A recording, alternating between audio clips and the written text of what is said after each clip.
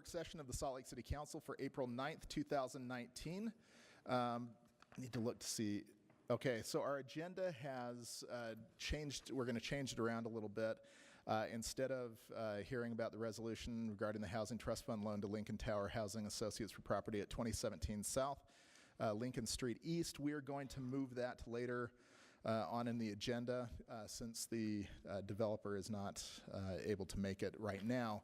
So we are going to move up the last item on our agenda, which is the state legislative briefing, currently at number 7. So we'll invite Lynn Pace, who's the senior advisor to the mayor and handles a lot of the legislative work for us. After Lynn, we will invite the Sago group to come forward to the table and talk a little bit about their perspective of the session. Are they going to be doing a rebuttal after I finish? We're just fact checking. Okay, all right. Okay, that's good. Thank you. It's good to be with you. I'm glad that we finally got the agenda arranged in the order of interest. So we put legislative items first, and the rest can wait until later. But anyway, thank you for having me. I appreciate the opportunity to come back and to visit with you post-session to talk about what happened and what didn't happen. And you have the briefing materials that I sent you, and I hope you've had a chance at least to glance through those. On the whole, I think Salt Lake City had a very good session. It was, every session is different and for a variety of reasons, but the focus this session was dominated by two issues that really did not involve the city. The first 2 weeks being almost completely dominated by Medicaid and that issue, and the last part of the session being dominated by the tax reform issue. And so in that process, a lot of the things we were doing were just, they were not the burning issue at the top of the agenda like last year with the inland port. And so that made it, in some respects, a little easier to accomplish what we were focusing on. So, if you look at the briefing materials, what I wanted to do here was to highlight where we started the session in terms of the joint priorities that have been identified between the administration and the council, and those are the ones listed. And then on each of those items, I added to that list of priorities what the results were. So you can look through that, and I'd be happy to discuss any of those. Beyond that list of priorities, I then added other additional priority items that cropped up during the session. So those were not on our public priority list, but those were things that came up during the session that were high priority items for us. And I've described what those were and essentially how each of those turned out. So, and then attached to that list is a summary of the changes that are made, a summary prepared by the Attorney's Office of the changes that were made in the Inland Port Bill, because I thought that would be useful. And then the last page of the briefing is a short list of the bills that I think would have the most significant fiscal impact on the city. Fortunately, well, I shouldn't say that. There are some that are significant there, but it's a relatively short list. Before I go any further, do you have any questions that you want me to address? Any questions or comments for Lynn from the council? Okay. Okay, if you don't have a question. I'll make a question. Okay. Yes. Do you see anything, since I was just jumping in the room, basically coming back, do you see anything that you were able to help eliminate that will be back next year? That that will be back next year? Oh, yes. Okay. Yes. I used to think that if you survived the session, you had breathing room, and you do about 320 days, and then it's back for another round, another turn on the merry-go-round. Many of these issues have not gone away. The most significant of those is the tax reform issue, which will not even go away until next session. As you're aware, the bill that was proposed, House Bill 411, I think 441, was the tax equalization bill. That bill sort of died under its own weight because there was so much opposition to the attempt to expand the sales tax base. They first tried to get their arms around that by getting rid of the locals and just doing the state portion, but even that, they couldn't get the support for it, and they dropped the whole thing and pushed it off to a special session. Instead, they passed House Bill 495, which is a tax Reform Task Force, with the intent that they will continue to study all of those issues and bring them back. Their stated intent is to bring them back for discussion before the Interim Revenue and Taxation Committee in August. We can discuss that more, but I think my own sense is that's a little bit optimistic, because what they weren't able to get to yes on in the session, they have no greater degree of agreement going forward into a special session. So it remains to be seen where that dialogue will go. But at the end of the regular session, what they were talking about was about a 30% expansion of the sales tax base to cover services. The real fight was over what's out, what's in, and the House was holding the line firmly that everything had to be in, because they knew if they started letting individual pieces or segments of services out, that would start to unravel. So they were holding that line, but with a 30% expansion of the sales tax base, they were anxious to make this a revenue neutral bill. So that meant that the only way to make it revenue neutral would be to drop the rate. So they were talking about dropping the rate in a two-tier fashion. The first tier would be in about 6 months, the second tier in another 6 months after they got more data to see how much revenue was really coming in. But they would have dropped the rate by about a third. In a community like Salt Lake City, an expansion by a third and an expansion of the base by a third and reduction of the rate by a third would have left us, in all likelihood, in a net revenue positive position, because many of those services are located in Salt Lake City. So even though statewide it would have been revenue neutral, in Salt Lake City it likely would have been revenue positive. But they never got there. In the process of that dialogue, they focused increasingly on looking at base expansion and rate reduction, and less about, was there any discussion about a change in the distribution formula of sales tax, which again was positive for the city, because with that 50-50 formula, 50% point of sale, 50% population, favors high commercial areas like Salt Lake City with a lot of point of sale sales tax. So having that formula remain unchanged would have been very positive for the city. Now, what will happen when we go into special session? No one's quite sure. They will continue the dialogue they were having on the terms I just described.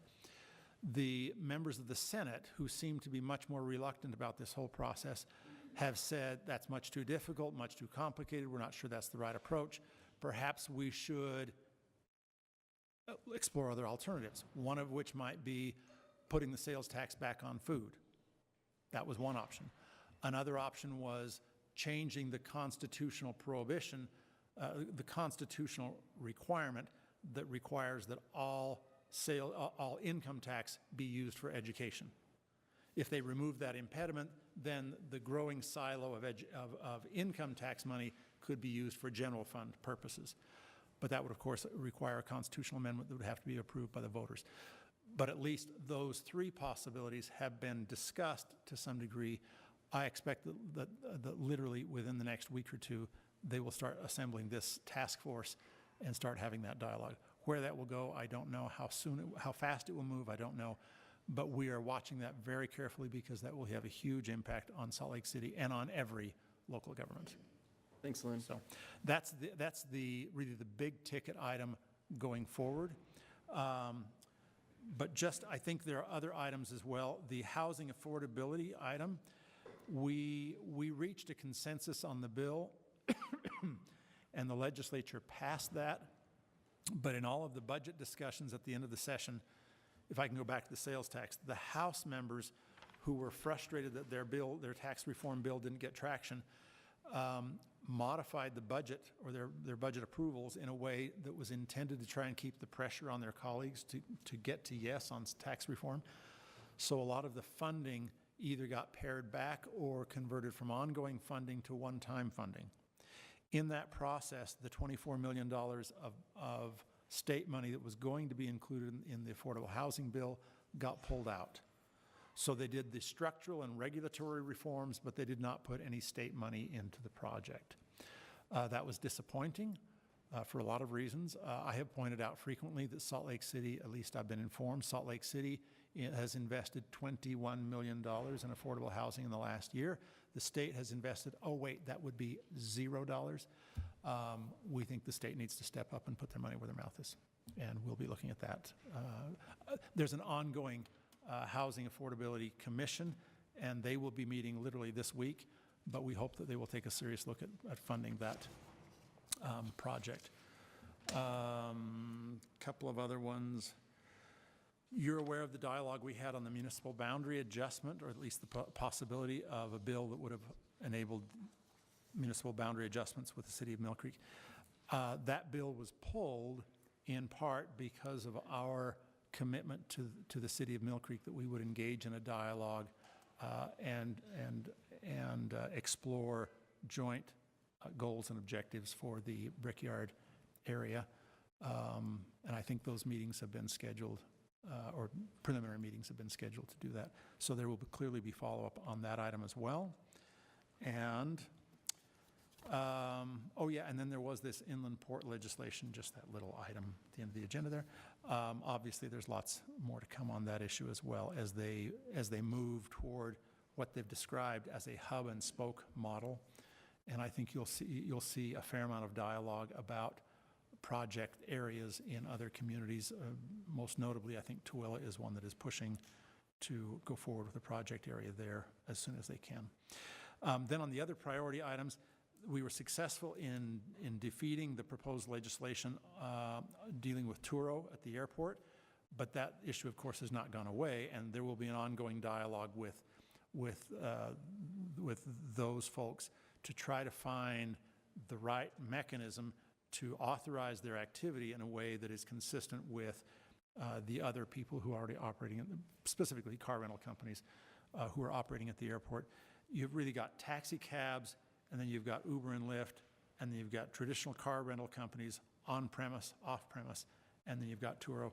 Each of those have different regulatory requirements and permitting processes, and we're working through that with Turo.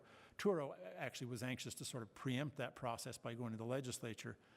That legislation was defeated, but now we still have the obligation to find a solution because we're anxious to facilitate that emerging technology, but in a way that is fair, not just to them, but to the existing providers, and obviously the airport and their financing structure as well.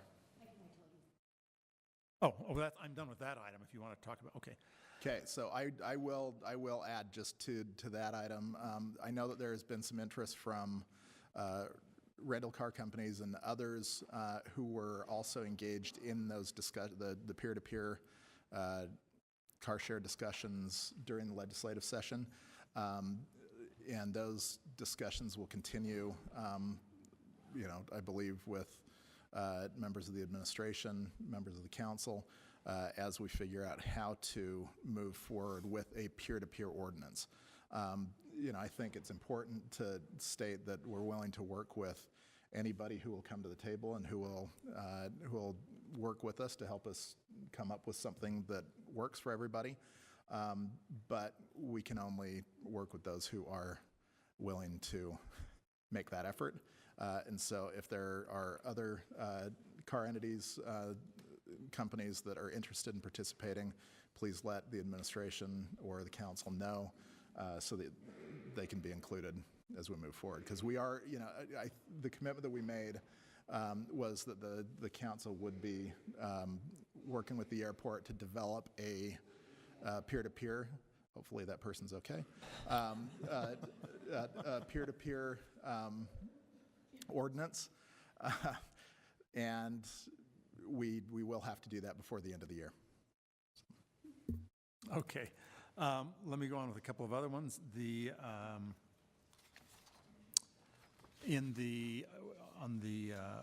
With respect to public safety, we have two bills there, both of which will have a fiscal impact for the city. The first is Senate Bill 129, which is the bill that enhanced the public safety retirement benefits. And there was a lot of dialogue during the session about whether or not the state was going to contribute and how much, and first-year money and ongoing money. The way that bill ended up was that the state pulled out most of the money that they were going to put into that. That would have created an immediate fiscal impact for local government. The compromise that was reached was the state, in essence, deferred the effective date of that bill for 1 year. So initially, they were going to fund it the first year, and then the cost would, the bulk of the cost would have been shifted to local government. That remains, but the state did not fund the first year, so they just delayed the effective date. So the fiscal impact on us is the same as we expected, but the bill will be 1 year delayed in taking effect. But we will want to look at that. The others who know the budget and the numbers better than I do will want to look at what the fiscal impact will be for the city. There's also dialogue at the legislature about continuing to sort of build back those benefits to pre-recession levels. And I have very limited knowledge on this, but there's somehow a $14 million gap that still remains unfunded. The legislature is anxious to look at how to fund that gap to restore those retirement benefits to what they were essentially to before the Great Recession.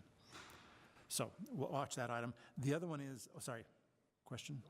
The other one is Senate Bill 154, which increases the 911 fees, the surcharge on line items from, I think it's 9 cents to 28 cents or something like that, to fund the updating of equipment. And so we'll want to follow up there with how that money flows and how much, so that we can utilize the benefits that come with that bill.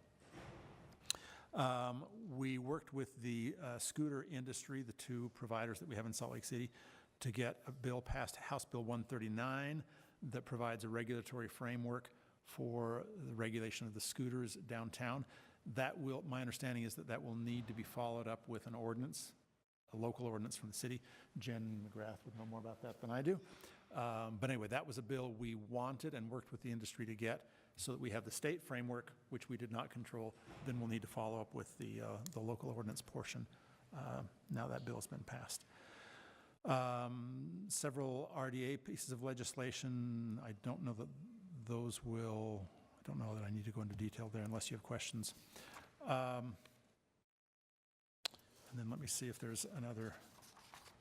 In terms of bills, if I can jump to the list of bills with a fiscal impact, just trying to see if there's anything significant there.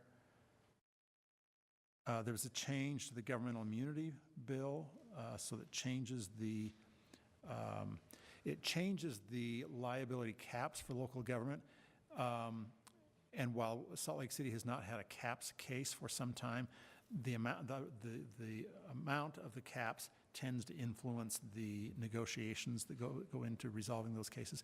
So the likelihood is you'll see an uptick in the cost to the city there because of those increasing caps. And then I think the other ones are relatively straightforward. The Medicaid, you're obviously aware of, that has just recently gone into effect. That will not have a direct fiscal impact on the city, but we hope it will have a positive indirect effect, as those who have medical needs will be able to get help through Medicaid, and that we hope will reduce the demand for services from our homeless providers and others.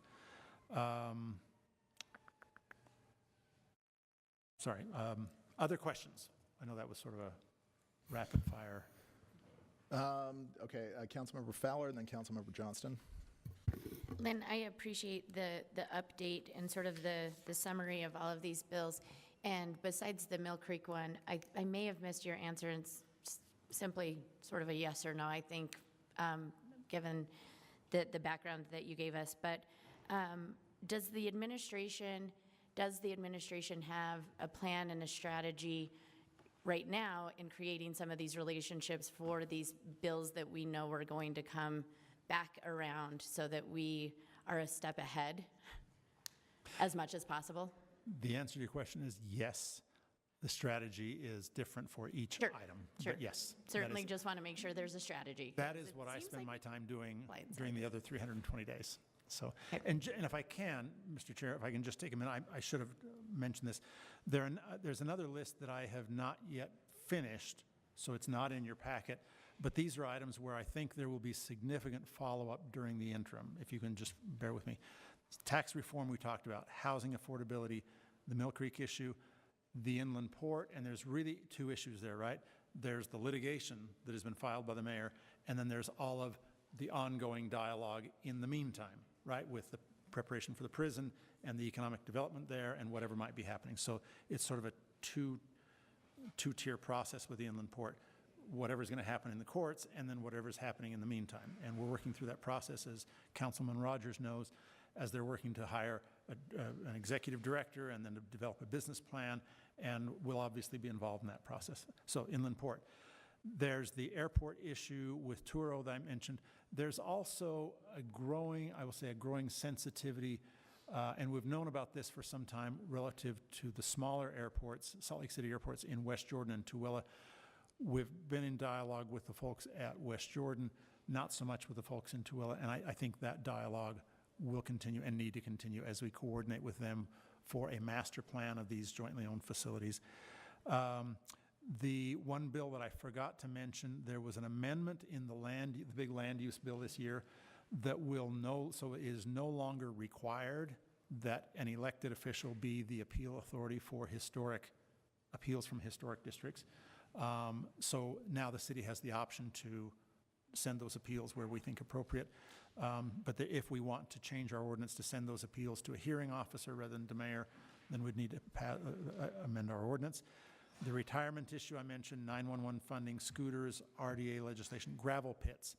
There was a bill passed last year, big move, mostly generated by friction at Draper, Point of the Mountain, and in Tooele, where the local community is mad at their gravel pit operators and too much dust and noise and all those sort of things. And there's been a local move to sort of shut down or hem in these gravel pits.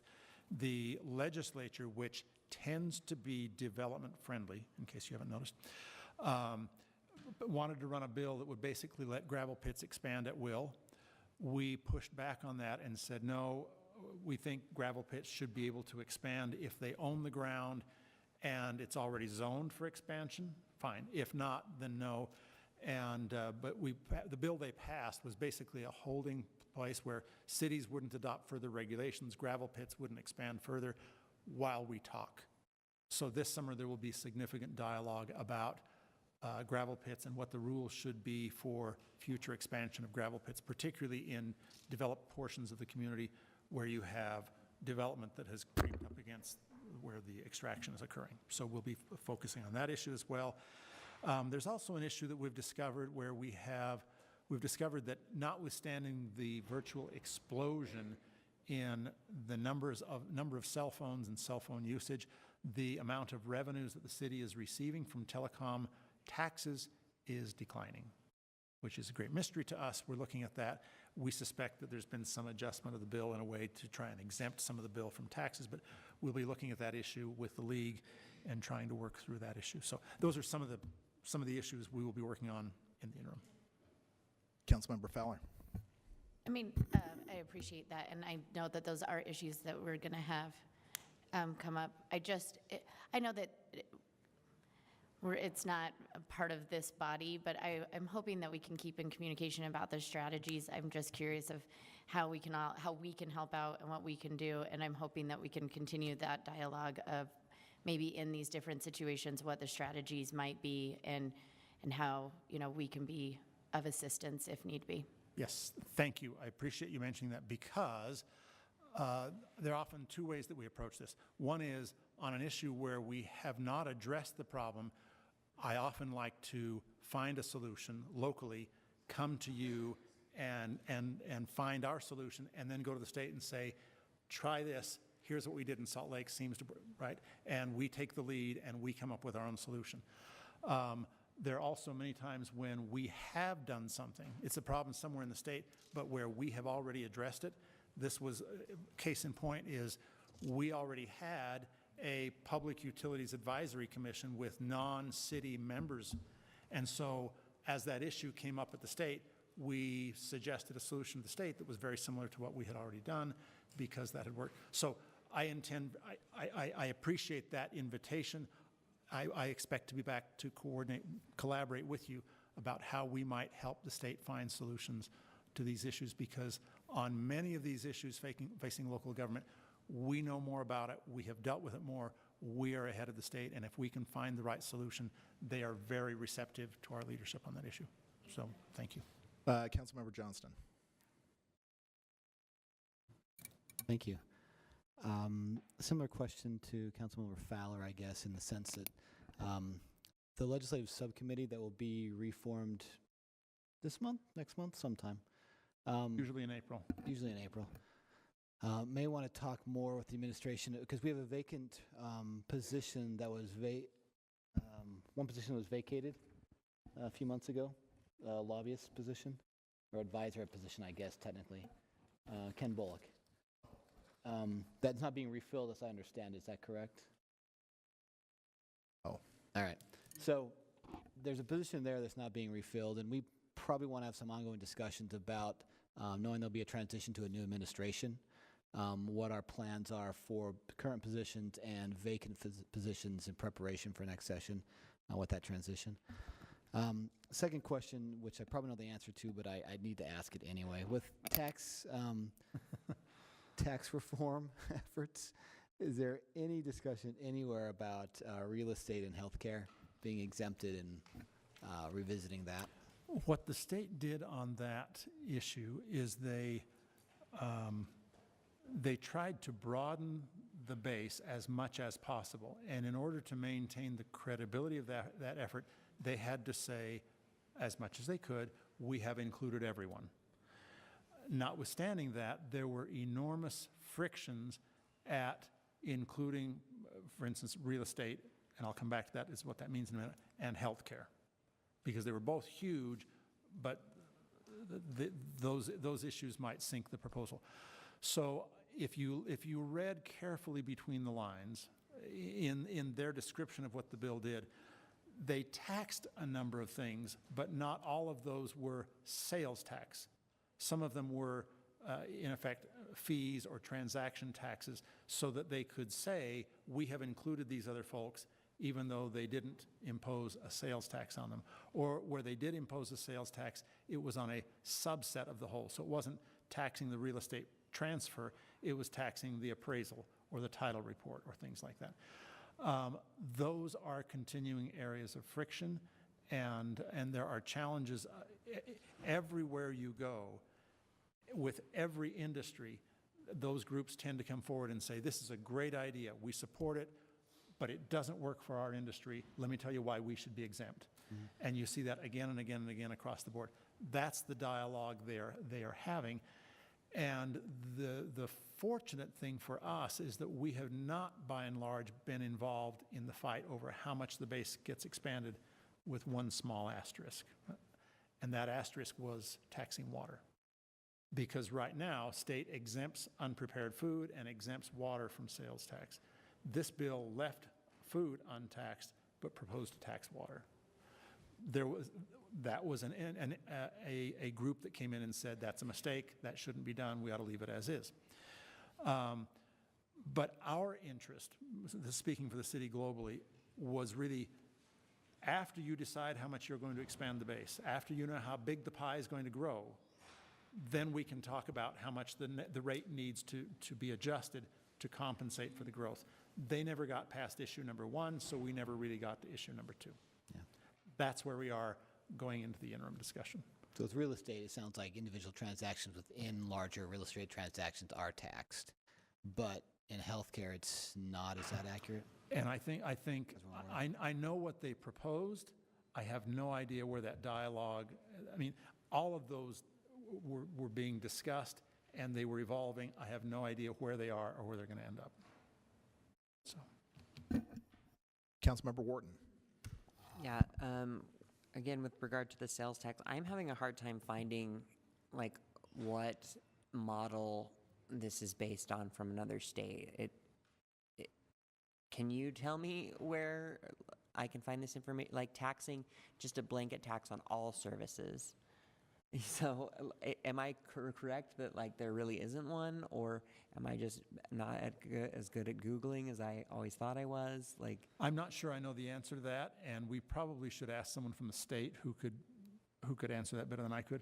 I kept getting reports, and it was secondhand information from those who were in support saying, this is revolutionary, we will be the first, we will be the trendsetters, we'll lead the, and others saying, no, we're not, this state tried it and it failed, this state tried it and they repealed it a year later. That's all anecdotal, so I don't know how reliable that is, but I've gotten mixed feedback on that question. Great. Okay. And then second question is just more for my colleagues, but the historic appeals, the change to the historic appeals process to me is significant, and I'm just wondering, Mr. Chair, if we can put that on a list of potential discussion items, because I don't know if we want to keep it as the mayor. I don't know if we want to do a hearing officer, but it seems that since the options changed, that maybe we should revisit that discussion. Sure. Okay, thanks. And if I can just speak to that. Sure. 2 years ago, Representative Kurt Webb, because of a problem in Logan, not Salt Lake City, Logan, got very frustrated with their historic group, and he put into the legislation that appeals on historic properties had to go to, and he wanted to send it to the city council. And I said, time out, thank you very much, Representative, but some cities have a divided form of government, and this is an administrative function, not a legislative. And he said, okay, fine, it has to go to an elected official. Well, when he put that in the bill, what that meant was that in cities like Salt Lake, where you have a strong mayor form of government, those appeals go to the mayor. What we have found is that unnecessarily politicized the process. Right. Whether you were for or against it, everybody thought that because the mayor was an elected official, that they could get her ear and persuade her to their point of view, either on the merits or on the politics. And so the administration was of the view that on these decisions, they ought to be made on the merits and without political motivations. And that's why the mayor suggested that we ought to see if we could reverse that Yeah. legislation. And all we did, there was no mandate. They just eliminated that provision. So there is no requirement as to who you designate as your appeal authority. Right, but I would think for those reasons that you identified, that it is worth revisiting the discussion. Correct. I agree. And my understanding, I think the planning, could tell us, I think there is a proposal making its way through the process to come to the okay. council. Is that the case? I believe so, but I'm not the one. Can someone confirm that is the case? Oh, I see head nodding. Okay. All right, good. Good. Oh, good. Great. Okay, so one other thing, Lynn, you may want to, just before we bring Sego up, you may want to touch on the final night of the session and the Rocky Mountain Power Bill that Yes. took the full, everybody on the team trying to get that thing through. Yes, so. well, there were a couple of times, and I will publicly praise the Sego Group and our other contract lobbyists before I finish here. Everyone sort of says a lobbyist with a smirk or a wink of your eye, but they perform a valuable function for the city. And they performed a very valuable function this year on a number of bills. For instance, on the water legislation, remember our priority was to get those bills passed with no amendments. Well, the chair of the House Natural Resource Committee wanted to amend all 3 of those bills. And he pushed hard to do that. But in that context, and a couple of others, we said to our lobbyists, we need all hands on deck, hit this hard, hold the line. And we were able to, his own committee voted down his amendments, which was, an unusual occurrence. Same thing happened with the Rocky Mountain Power Bill. That's at the end of our priority list. That bill, we thought, was had little opposition. Rocky Mountain Power was in favor of it. The local government was in favor of it. It went into committee and failed on a tie vote, which sort of caught us by surprise. And functionally, the bill was dead at that point. We went to work. Dave Stewart was our primary point of contact on that bill. Dave and all of our contract lobbyist teams went to work to get that bill back on the agenda, to get it voted favorably out of committee. It sailed through the House and then had to go through the sifting process in the Senate because we were late in the session, and it took some real heroics to get that bill up on the Senate board and voted out positively, all in the context of the mayor having filed a lawsuit against the state. So in that same time, when news came out that the mayor had filed her lawsuit, that was the time when we were trying to get legislators to run, the senators particularly, to run this bill that we cared so much about.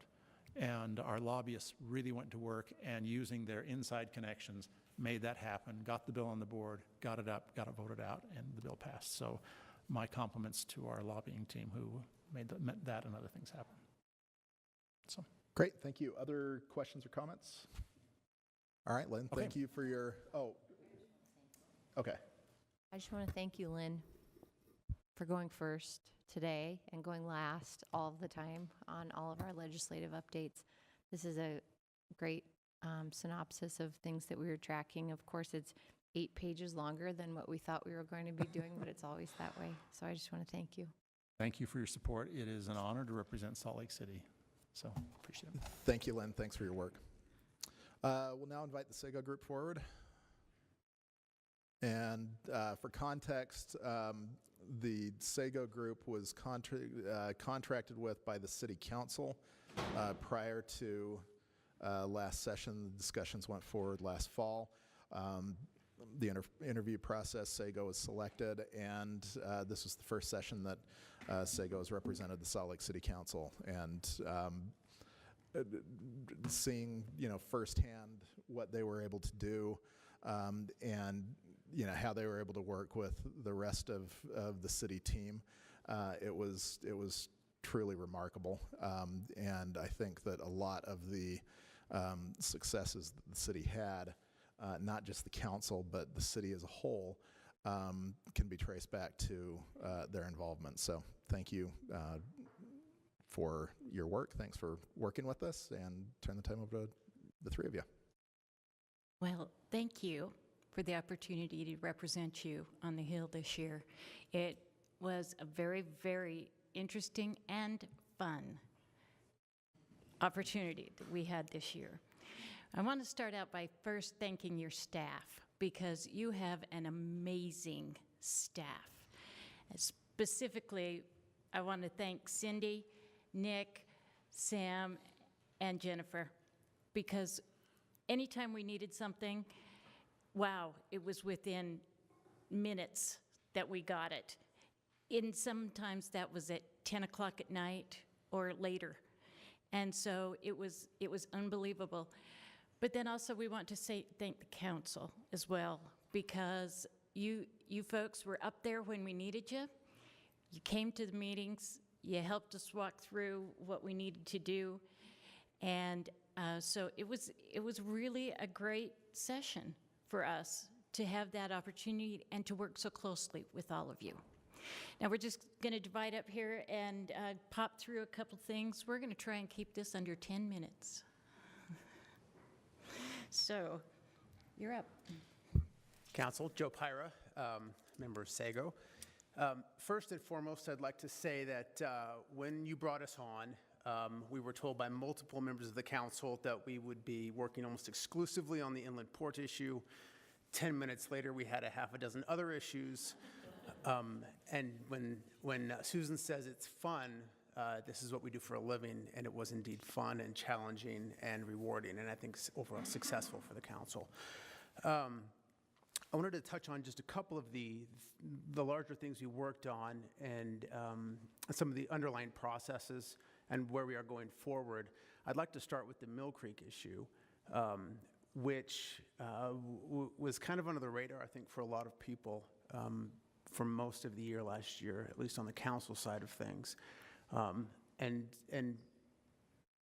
once we kind of got our heads around that and started attacking that issue a little bit on what the underlying problems were and how we could get them fixed, we spent a couple of months, felt like a couple of months before the session, trying to figure out why we had the issue, and if there was any sort of non-legislative solution. As happens with many things, we thought we came up with an answer before the session, and then the council, which is doing an excellent job of repairing its relationship with the Hill, still had to deal with some people who wanted to run legislation on Mill Creek. The Mill Creek mayor and council did work together with us, and that was great. It was great to talk to lawmakers who approach the issues with open minds. I think that when lobbyists, when the council, when we get together and we talk these issues out, I think that's why we were brought on board. You find that lawmakers have open minds, the lawmakers see that you have open minds, and then there's a place to go rather than just having legislation rammed down our throats. So the Mill Creek issue was resolved in large part because the House sponsor is a reasonable person and understood the issue, and Mill Creek was reasonable, and we're moving forward. The second one, the big one, Inland Port, I feel really good about that, and I hope you guys feel really good about that. When the bill came out, there were a number of issues that the council was concerned with, and back to Susan's comments about staff, the response time for the staff on the issue, breaking down the bill, figuring out what the issues were and what the council wanted, it was a remarkable turnaround time. Because the council has dedicated themselves to being in a position of negotiation with the state was willing to in turn negotiate with the council. And you guys, I think we came up with an excellent solution. Attached to that, and it seems small and almost lost in the process, was Senator Escamilla's air quality bill, which I think most felt was DOA in the Senate. The committee that it was in barely passed it out, but I think the thought is that the Senate was where it was going to stay. But through lobbying efforts and through the senator's efforts and through Councilman Rogers' efforts with Francis Gibson, we figured out that maybe there was some room to maneuver. And it turned out that Representative Gibson, who I know can be perceived at times as the bane of Salt Lake City, found a middle ground on that bill. And Salt Lake City will be better for it. I'm going to talk about a couple of the issues that we're going to be seeing, not just next session, but that we need to really get to work on right away. The first one was really a non-issue almost from the beginning. A newly elected member, Representative Jeff Stenquist, really had concern about school boards not being more accountable and being districted. And so in the drafting process, he thought that it was a great idea to have every elected position, other than legislators, every elected position be focused on the entirety of that jurisdiction. So in Salt Lake City, all of your seats, instead of districted, would have been citywide seats. And so being able to meet with him and express concerns of local government and validate that what he was looking for at a school board level did spill across. He was very reasonable in pulling that legislation, but he's already reached out to several people to try to figure out how to move the process that he's still interested in forward this next year. One of the issues we spent a great deal of time on, you all have spent a great deal of time on, is the airport rental car Turo, just the giant issue that created two bills. First, I want to thank all of you for taking the initiative while the legislative session was moving to address some of the issues that were highly politicized by the think tank Libertas, especially the criminality, and stepping up when there were really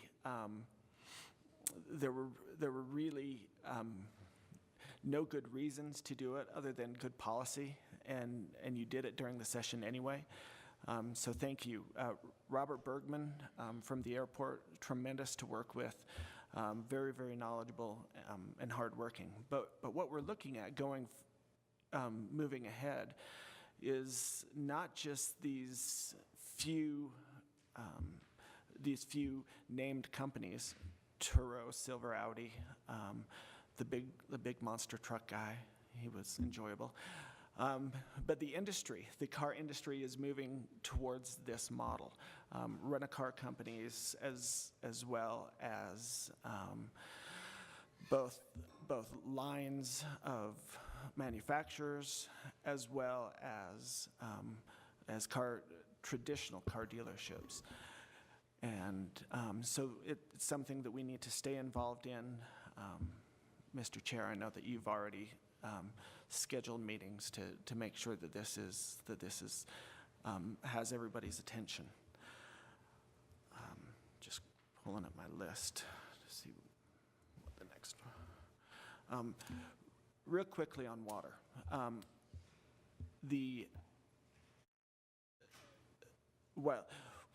Well, there were, it was mentioned by Lynn that everybody worked on this to make sure that these three bills stayed as a package. I really should compliment the Petersons. They have done an outstanding job on water. They know everybody. They know what Salt Lake City's issues are, and they really represented you very well on water. Joe, do you want to take the next? I've heard a couple of times about issues moving forward. I think actually, and this is the business, most of the issues we dealt with this session will be issues moving forward. The city of Mill Creek is working closely with the city of Salt Lake, but it's not resolved.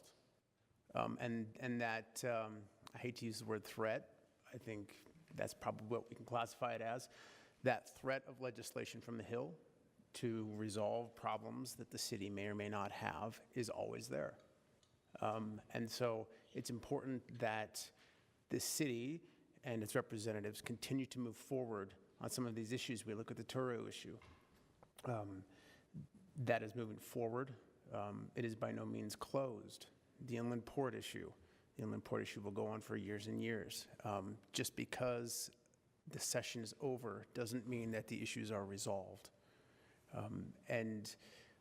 Hopefully, some of these issues that were last-minute issues, Turo, Mill Creek, some of these other issues that kind of cropped up at the end of last year, we can catch earlier this year so that it's not a couple of weeks of lead time to try and scramble around and fix whatever problems we have, but rather an organized, concerted effort to stop these problems before we have to deal with them in a 45-day session.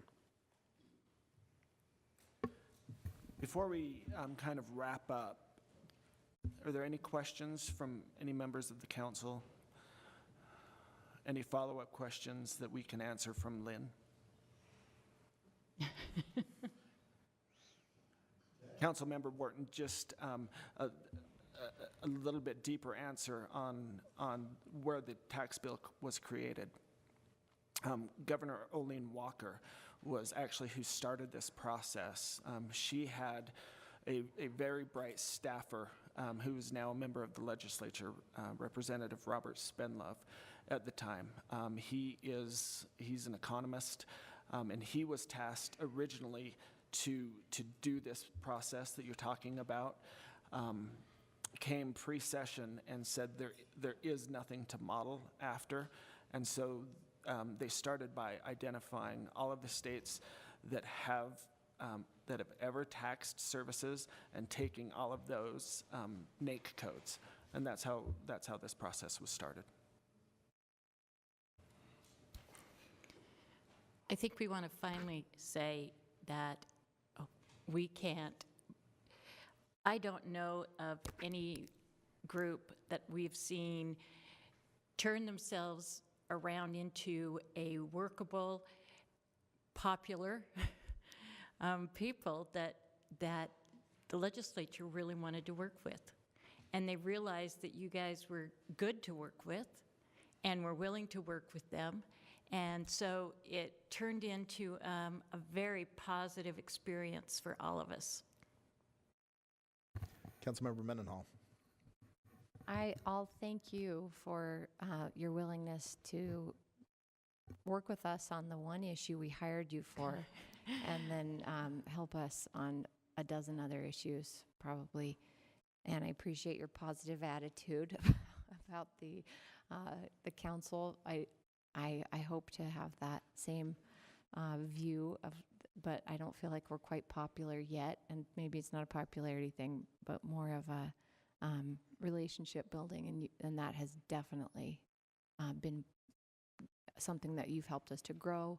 And the conversations we had, to Joe's point about hopefully next year being able to get into those conversations with much more leadway, I think that we've paved a good path for us to be able to do that. So I want to thank you for working with us. It's been great. Councilmember Fowler? I just want to say thanks. You guys have done a really great job. And whenever I would go up to the Hill, it always made me feel a little calmer to walk in and see one of the three of you and be like, okay, we're gonna make it through today. So no, you guys have done an amazing job, and I really appreciate it. And just be expecting some Kiwis. Just saying.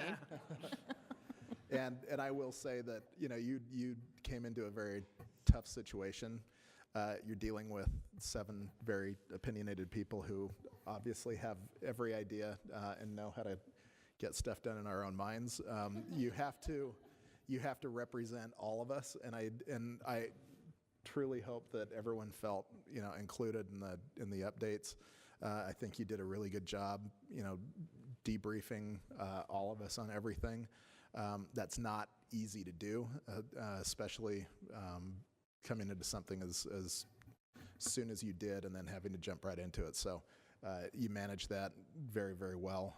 And again, like I said before, it was great to see how quickly you became members of the team, not just the city council team, but the city's legislative team as well. So well done. Thank you all. And we appreciate the update. Thank you. Thank you. The next item on our agenda is an ordinance regarding an alley vacation between Kensington and Bryan Avenues from 1300 East to 1400 East. A little bit of context on this issue for the council. I know that in the past we as a council have talked about not scheduling new alley vacation requests until we had a more in-depth policy discussion about what the future of alleys would be. We still are, we have not had those discussions yet. Currently, I'm not aware of any funding tools that are there to take on additional infrastructure that we're not currently maintaining. And so what I've asked staff to do when we have these alley vacations that are, fairly easy, that don't necessarily have a broader impact on any future policy discussion that this council could choose to have, that we schedule those. And this is one of those applications. So Brian Fulmer from the council office will lead this discussion out, as well as Katya Pace, the principal planner with planning. So Brian, I'll turn the time over to you. Thank you. As mentioned, this is an alley that sits between Kensington and Bryan Avenues, which is approximately 1500 south and about 1370 east. The alley is not available for public use and hasn't been for several decades because there are 2 garages that sit back to back built across the alley blocking it, and the remaining portion of the alley is used for driveways for the homes that abut the alley on Kensington and Bryan Avenues. In the presentation you'll see from Katya, there's a 1964 aerial photograph that shows these garages built across the alley. There are no records indicating when the garages were built, but we know they've been there for more than 50 years. The applicants on this alley vacation discovered that when they were buying their home, after they had the appraisal and the inspection, that's when they discovered that their garage was sitting across the driveway, or across the alley rather, and the driveway area was actually part of the alley. So the Planning Commission forwarded a positive recommendation to the council for this. And with that, I'll turn it over to Katya. And Katya, before you begin, I just also want to introduce Molly Robinson and welcome her to the table as well. Thank you. I think Brian already explained a lot.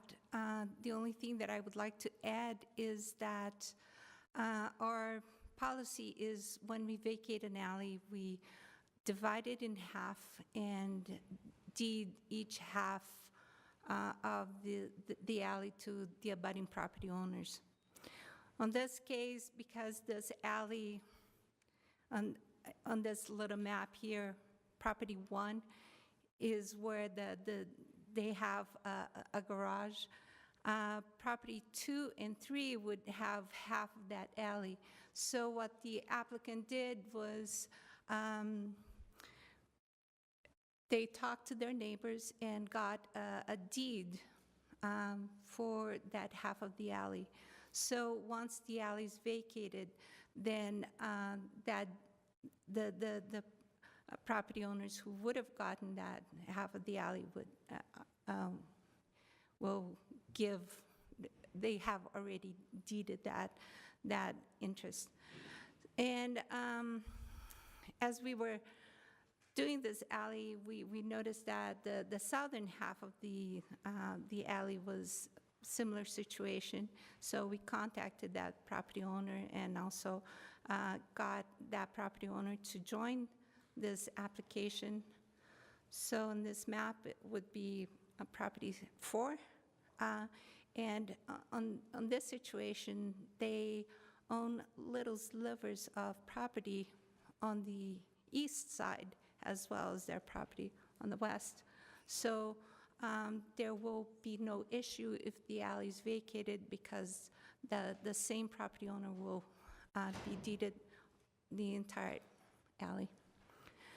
So with that, there will be no issues if the alley is vacated. And I'd like to see if you have any questions about it. Molly, do you have any additional Nothing information? to Okay. Questions or comments from the council? Go ahead, Councilmember Mendenhall.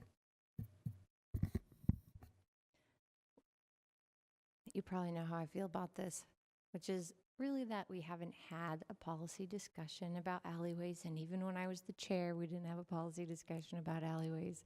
And even since Luke Garrett was on the council, we haven't had a policy discussion about alleyways. And so I'll just raise again that somebody should help us to have a policy discussion on alleyways. I'm sorry that I didn't as your chair last year. That's okay. We had some other stuff on our plate. I know but, you were having a sidebar conversation as well when I introduced the topic. I don't know if you heard any of what I said. Sorry. Okay, no, because I actually brought that up and said that I failed as a no. chair to I raise said this is all because of Aaron. What I said is that we've been talking about having a policy discussion for a long time. We have not had a chance to actually have that discussion. I am not aware of any new funding tools that could take on additional infrastructure that we would also have to, base as part of that discussion. So what I asked staff to do is when we have these applications that are coming forward, that wouldn't have the impact on a broader system-wide type of an alley, protection discussion or any policy that we choose to have later. Something like this, we're not going to forcibly remove a garage in order to do this. So if there, and there are applications, that are more self-explanatory, say, than some of the others. And so those are the ones that I've asked staff to forward for our action as a council. If we choose, if we don't want to support them, we don't need to support them. But if there's something like this that property owners have requested, that they've gone through the process, that realistically wouldn't have an impact on a broader issue, those are the ones that I think we can make decisions on. Thank you. Sorry that I That's missed okay. your introduction on it. And I think that what I would be curious for us to do when it's possible is to create some clear evaluation process so that not only can our staff know, but our applicants can know. And that perhaps there's ways when we get to parks and trails and connectivity that might be a way for us to bring alley considerations into policy discussions, because there are some that are not necessarily going anywhere, and then there's others that could help us in that transportation conversation. Sure. Maybe we can look to see if there's an ESCO that we could enter into. Sorry. Too soon. Too soon. Other questions or comments? Councilmember Rogers. I was just going to echo what you said in regards to, there's a garage here, this has never been used as an alley, really, and I don't ever see it being used as an alley, so I don't have any issue with that. But I do want to go back to Councilmember Mendenhall and say that we haven't had a discussion yet, and there might be opportunities for that, but this one does not seem like one of those that we would be able to utilize. Councilmember Valdemoros. And I think just keep talking, if we keep talking to the planning division and see where they think we can tweak things around to make it easier for staff to deal with these things that might be really okay, to move forward. But I think they will have a really good idea with the years of how many we've had of these ones, how many we've spent quite time when maybe we shouldn't have. So let's keep talking to the planning division. Councilmember Mendenhall, Katya and Molly, I know that you've heard some of this discussion. You followed our previous discussions about this as well. Is that something that staff could look at, creating some sort of guideline similar to what Councilmember Mendenhall was talking about, that you then could come back to us just saying, here are some of the things that we can look at if there are alley vacation applications, so that until we actually have that discussion, until we figure out what the funding is going to be, and how we can move forward with it, at least, we're not doing something that is going to have, a massive negative impact on a future decision that we choose to make. So if that's something that you guys can play around with, I think that would be helpful. We can certainly look into something like that, bring it up through the Planning Commission. Okay. I think, going up until this point, we've always been following whatever the existing city council policy is regarding alley vacations. So that's kind of, and certainly when we talk to applicants, we let them know, this can be a very long process, and there's no guarantee as to what the outcome might be, because we have an unclear policy about. And I wouldn't say, and please don't imply that anything that I was saying was negative towards what you have done. I know you're following what our policy is, and I think what we're asking is that in addition to what you're doing, if there are things that are fairly clear cut like this, that would be good to know. If there's something that vacating would completely close off or freeze up what is a currently functioning alley, that's what I think we as a council need to know before we would make a decision on it. So it's those kinds of things that would just be done in addition to the good work that you're already doing. Does that work, Councilmember? Okay. Councilmember Wharton, any discussion of this? Okay. You didn't have your light on. You looked like you had something very good to say. Okay.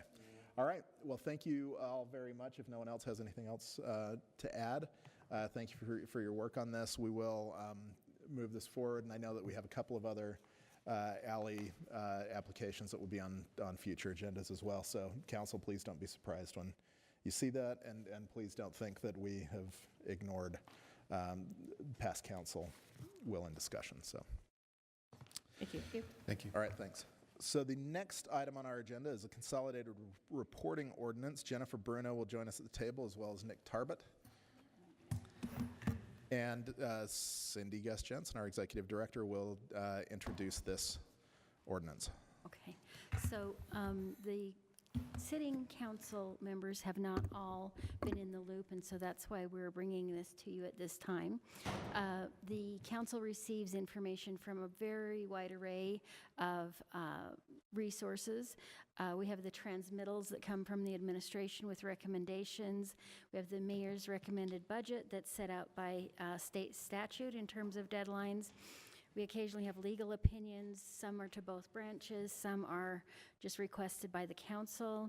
We have annual reports from some departments, legislative intent reports, answers to questions from the administration about agenda items.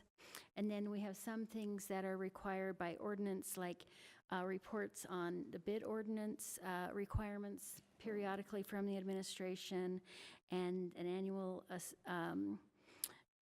report on the implementation of the council's sexual assault processing, KIT processing ordinance. So all kinds of information. The previous administration had asked us, have you ever thought of making a giant list of all these things that are reoccurring, the annual requests? And we've been thinking a lot about that over time. And when the new administration, this administration came in, they said, well, you know, as we would ask questions, they would say, well, is any of this written down anywhere? So Neil Lindberg, who was our legal counsel for the city council, he had recommended that the council adopt a consolidated fee schedule, and that started out to be hard to implement, but has ended up to be a really good thing, and brings more transparency for the public. And so Neil also initiated the idea of this consolidated reporting ordinance. And so it has been 5 years in the making, where we haven't actually actively worked on it during that time, but we've kept an inventory in our computers of what are the things that we're requesting annually, and what of that is nice to know, and what of it is essential for the council to do their jobs, and which pieces of it might be relevant one year but not another year. And then also we've looked at are there things that you're receiving that could be more valuable if you had them in a slightly different format. For example, if you're getting 2 reports on the same thing from different departments, if we could ask the administration to consolidate those, does it add value for the public or for the council? So that's what we have been doing, and we didn't just keep all that information in a pile. What we've done is, we might have for a while, but we pretty quickly turned it into internal checklists for our staff. So for each quarter and for each month, we have a listing of what our staff needs to be following up on, so that we can give the administration a heads up about it. And so we can continue with doing things just using our checklists, but we wanted to bring to you what was Neil's original vision for it, which is to codify that so that it's available for the administration, for the public, and makes things more organized. So as we were looking at this, we wanted to try to consolidate. If you're getting things at different times of year, but they are relevant to each other, we'd love to see if we can consolidate those things. Looking for opportunities to reduce duplication, make it easier for the administration to provide the information, and for the council to use the information and the public to access it. Consistency, role clarity. There may be some things that we're asking for that are not really, it isn't clear cut whether it's in the council's scope or not. And so it'd be good to get that, instead of addressed annually, get that clarified once and for all. We've tried to look for system improvement within our own system, and transparency, and then also avoid the busy work. None of it is intended to be busy work, trying to apply to each request what is the public policy purpose for this. So that's how we're bringing this to you, is in that framework. And this today is just sort of the very, very tip of the iceberg. What we want to do is run it by you, see if you would like us to move forward on it, or if you would like us to just continue to operate from our checklists. And then if you would like us to continue, we would break it into chunks, probably by topic or by department, and then we would check with the administration on each list to see if they are perceiving the same thing we are about whether it's clear what's being requested and whether it makes sense. And so the question is whether you would like to move in this direction, have us stick with the checklists, and whether, if you would like us to move in this direction, if it's okay for us to bring you these sets of requests in by topic or by department. And Jennifer has the list of the how we would break it down. So and what we're Jennifer, thinking. before you jump in, and Cindy, thank you for that explanation. I just want to add a little something to that about the timing. While I think that this is going to be helpful for the council and current administration, I think with the new administration coming in, it will make much more sense to have everything spelled out as to what our reporting requirements are, what our intentions are as a council, just for transparency reasons alone.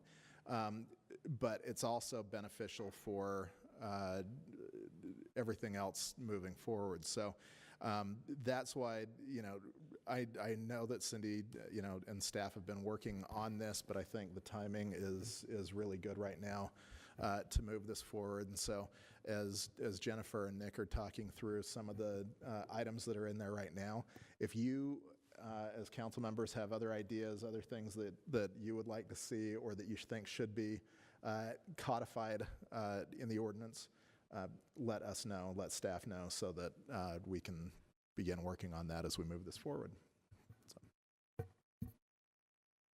So with that, I can go through some of the ideas, or if there are any other questions. In general, we're thinking that it would make sense, and typically in an ordinance, you would lay out sort of the purpose of the ordinance first. And there's language that we've drafted, again, just a draft on the last page of the staff report, laying out the public policy purposes for sort of each of the information requests, mostly, and to Cindy's point of laying the policy groundwork for the information requested is to provide the council with the information and the context to make the decisions that you need to make. And so that's where sort of all of this is being tied to. And then sort of at a 500,000 foot level, just a general guidance for how information is provided and a timeline and a process for if there is information that an attorney determines is not appropriate to share, that there's a process for sort of handling that. From the point Cindy made of systems improvement, that's not written anywhere right now. And so it's one of those things that seems obvious, but maybe would be help to be in code. Then this section goes through the different sort of policy sections that staff has sort of observed, and this is just staff's observation of how to organize this. You could certainly organize it a different way. The first is communication from city boards. We frequently hear from the council that they want to hear more regularly from boards. There are certain boards that are actually required to report to the council on an annual or a semi-annual basis, but because it's kind of scattered all throughout the code, no one remembers that until someone asks, hey, weren't we supposed to hear about that? And so the idea would be to kind of consolidate it all in one place so that we could do a more regular kind of check-in on that. The next is budget and finance reports, and these are often things that the council staff will ask sort of annually to give the council the context and information that you need to make the budget decision. So there are things like fund balance and the number of vacant positions, and there's probably half a dozen other things that I'm not remembering, but it's that very basic information that the administration always willingly provides and quickly, but if they had the ability to sort of know ahead of time that we were going to ask, they might be able to plan it in their workload, better. The next is community development reports. This is actually, I think maybe even Cindy can remember, I think the nugget of where this reporting ordinance came from, because we wanted to codify an understanding that worked very well between the administration and the council of the process of a master plan. Because if you involve the council at the very end of a master plan, it might be too late for the council to give sort of the necessary input, and then it upsets the whole process, and then the community, has this expectation that doesn't get delivered. And so this sort of codifies the expectation that the sort of regular check-in concept. And we've been adhering to that practice, just sort of in the good working relationship that we have with the administration, but this would put it in ordinance so that if future administrations came or future councils came and wanted to do it differently, then we would have to sort of intentionally change the way that was done. So that's one of the things in the community development reports. Enforcement and litigation. Cindy, Go jump in. ahead, sorry. Just to add something on that, the little system that was set up on master plans was set up after the city, the council and administration collaborated together on an audit of the planning division. And what that audit found was several things where it was very awkward for the planning staff to do their job. If council members some of them felt like it was too difficult to wait until the end and then have it be, as Jennifer said, too late. So sometimes council members would show up at the workshops, the community workshops, and give input as a regular citizen, but it changed the dynamic in the community. It changed the tone in the room. It made the facilitators of the workshops a little bit frustrated and or intimidated. And so that's in lieu of council members feeling like, gee, I have to get my input heard somehow, and my input came from a lot of constituents. How do I insert that? This was the pathway to get that inserted without creating a difficult situation. So it has a benefit for both the administration and the council. It has worked pretty well for quite a while, and so that would be something we'd want to try to document so that consciously you could choose to change that if it stopped working. And then there are other big projects that administrations work on that it seems like we keep thinking, oh, well, they'll be in to get that early input, and then we realize, oh, it's not a master plan. No, they won't. And so we're going to need your feedback on, when it makes sense to apply it and when it doesn't. And it's really a courtesy agreement between branches in order to make that work. But if you can just document what it is, we might be better off to preserve a pretty good thing. And to Cindy's point, I think the detailed language will probably matter, and so that would be, we would work, once we got to that section with the administration to make sure that, all parties were comfortable with what the language says. So then the next section is enforcement and litigation reports. You could argue that maybe these could be two separate categories. Enforcement relates more to some of the 911 data, the crime data that the administration currently provides just willingly. But again, in the concept of the consolidated fee schedule keeps everything in one place, a little organized. This is kind of that everything in one place and organized thing, so that when the budget comes around and we want to know the justification for needing more officers, for example, we have that data readily and we don't have to initiate a request to the administration to get the data, and then it causes a whole scramble and that kind of thing. So. Mr. Chair, may I ask a question? Sorry, Jen. This isn't just on the enforcement litigation reports, but it just popped into my head. Would the language of the ordinance have dates, or at least at the end of the year or biannually, and maybe you will be getting to this and I jumped ahead, but so that we would know when to expect that, or council member would know when to expect that? I think that that's key. We haven't figured that out yet, and it probably is different depending on the report you're talking about. Maybe some things don't make sense to hear about more than once a year, and maybe other things it's easier to pull the data quickly, like crime data or something. And so we probably would break it out by section with the administration to see when it made sense. And some of to these receive are in statute of when Right. there's a report, True. right? I mean, Or some like of the it we have budget, to do yeah. just because of the state, Right. right? And we would obviously first start with state law and what's required and then go from there. So, but yeah, I think the timing is probably key to include in the ordinance. And if I may, sometimes we realize that we're wrong about timing because we were, for several years, getting the reporting, or excuse me, the reports about legislative intent statements at a time that was not convenient for the administration, and it wasn't useful for the city council. And someone in the administration suggested that we adjusted the timelines, and we came back, asked the council, they said yes, and I think it's worked much better now. So those things can be adjusted, and maybe as you guys are looking at this comprehensively, you'll say, no, I don't need that information in March. I really could use that in December or whatever. Yeah. May I ask a question, Mr. Chair?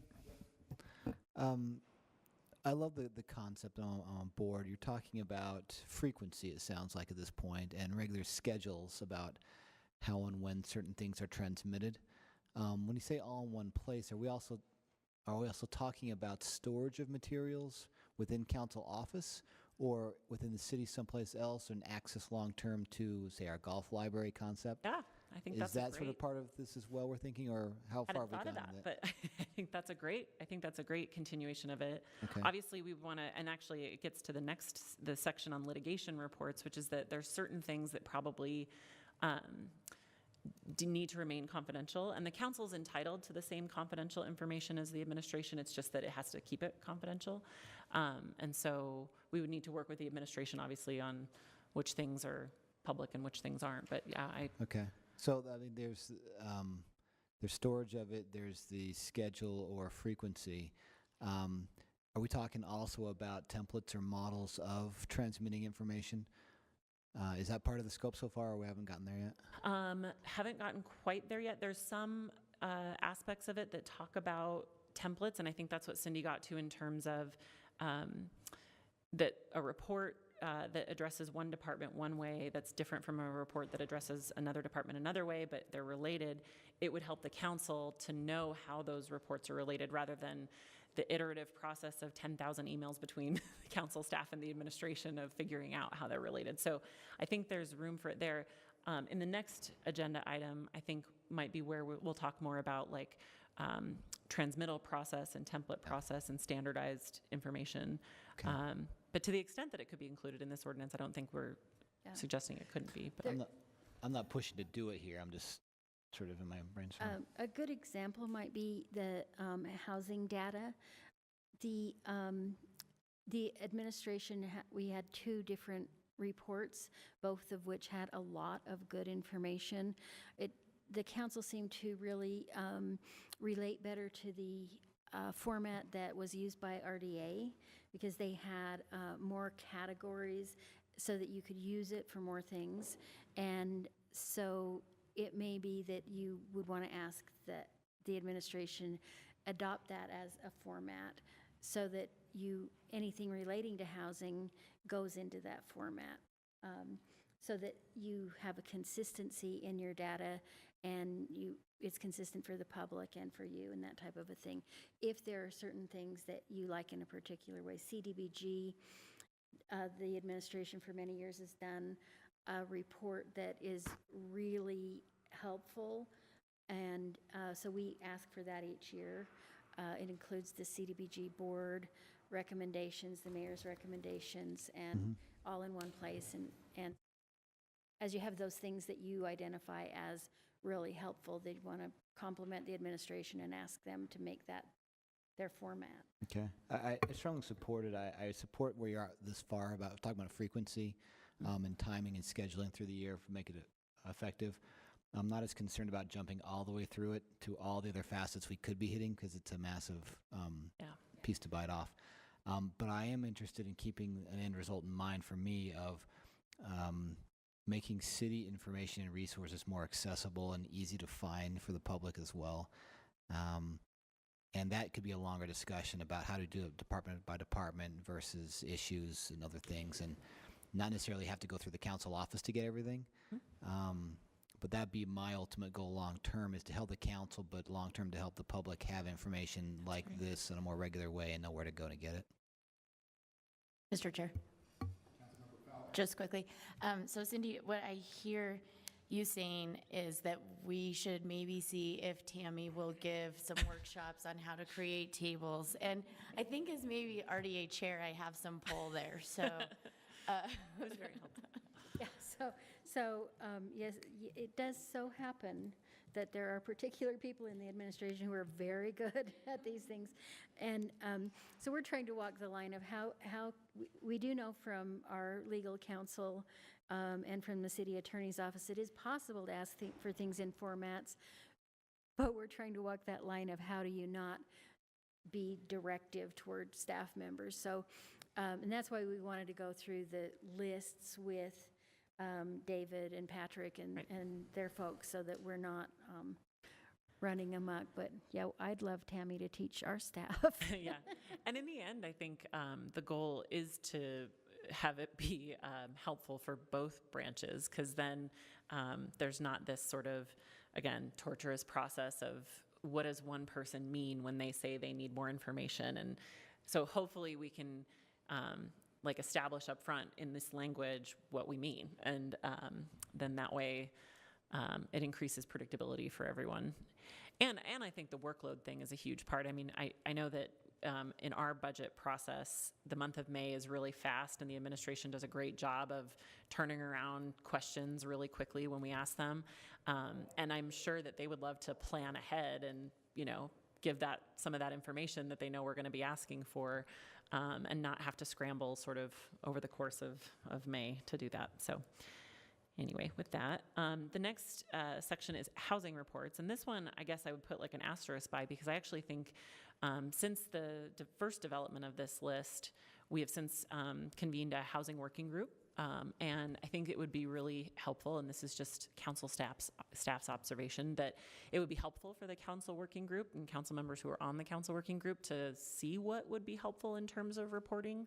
And maybe that the working group could actually walk through some of those ideas. So anyway, human resource reports, some of these that are in there are required by code, like the CCAC report.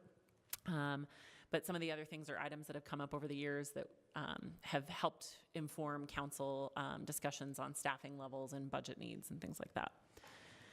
Legislative reports relates to legislative intents. And again, I think this is where we would probably codify our just current practice, which actually seems to be working better in the recent year or two than it had in previous years based on the administration's suggestions. Public property reports. This is one of those ideas that we realized we didn't have one central place of where all the public property was listed. And so this would be an updated sort of, that probably doesn't need to be more than annual, but list of, so that the council just had it. And then public safety reports. So police, fire, 911 calls for service. 911 turnaround time is a big data point that the council considers during budget discussions. So wanting to know call turnaround time so that the council has that context when you're considering staffing levels and budget. Same thing with fire response time, police response time, all that good stuff. So that's it. It's really short, which is why we thought about bringing it back in by topic or by department rather than giving the whole list, because that would be overwhelming for all of us. And but if there's any other areas, or if any of these areas don't seem of interest to the council, like you don't really need it, then just let staff know. Councilmember Johnston, then Mendenhall. It is a lot to bite off, and I agree with that. I think that we could probably get bogged down pretty quickly if we went through item by item or area by area even. I think from my perspective, I'm more interested in making sure that different reports that relate to each other are set up in a good way systematically, that they're reported at the same time or in the right order. and also getting recommendations from staff about what makes sense for workflow for the year from sort of a larger level. We can get probably into each of those individually as they come up, perhaps, to bite them off. But I think one of the intent is to make sure that as a city, we get things in the right order and the right time, sort of that's workable.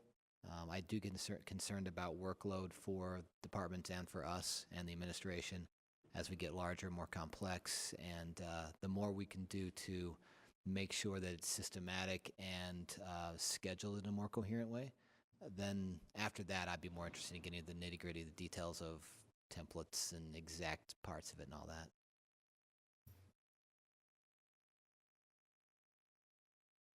Thank you, Mr. Vice Chair.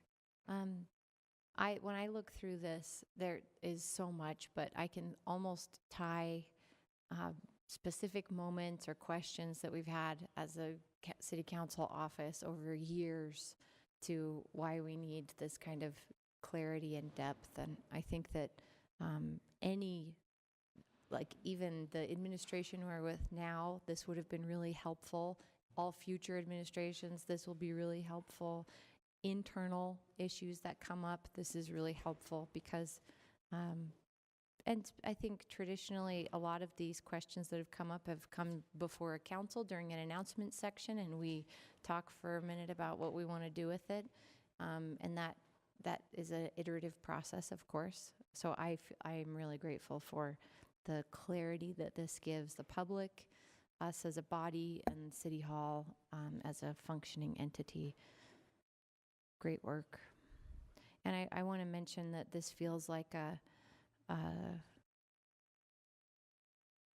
addition to a lot of I don't want to say cleanup work, but there's been a refinement process happening in this office with staff and the needs of this office to be able to run smoothly that this body enabled our staff to take care of last year. And I'm glad to see that the work is still happening, and the ship that runs smoothly is going to run even more smoothly.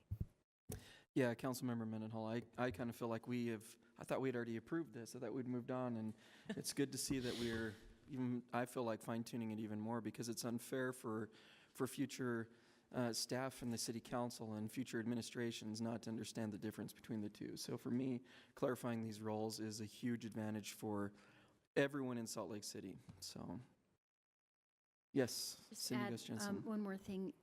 We're hopeful that this doesn't create any more work for the administration, that it actually reduces the burden somewhat. And I'll give you an example with budget. Some of the things that we ask for every year is the positions that have been upgraded, the dollar amount of those upgrades when someone's moving from one category to another, so that the council can see is there built-in expense that's outside of the norm, that type of thing. And then for each department, we always ask what services won't be provided in the next year that are being provided now. Are there new services that will be provided? With the positions that the city council funded in the past year, will they still exist, and will they be doing the things that the council members voted for them to do? Are they going to perform the same purpose? What happens right now is that we get the mayor's budget, and then all of our analysts start looking at each department, and then they send these questions out to the department. And then the department answers these questions, and we CC the department and everybody in the mayor's office. And a department head could in the future say, okay, I know they're going to ask me these 5 things. I'm going to put them in my department's budget highlights so I don't have to talk to those people as often. And so we're hopeful that it could save some time. Yes, Councilmember Valdemoros.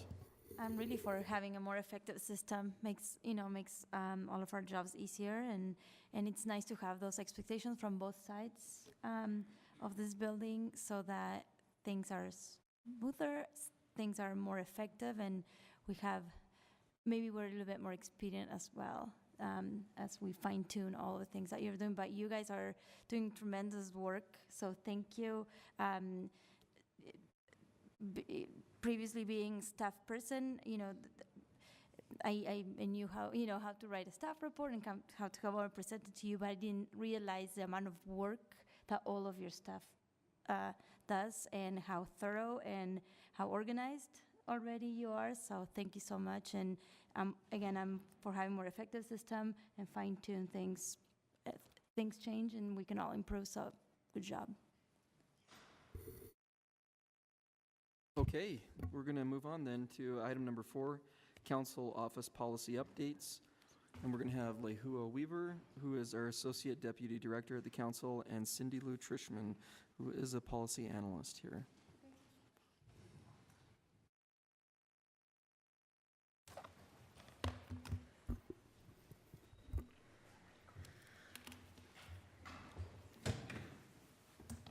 Hi, council Lehua. members.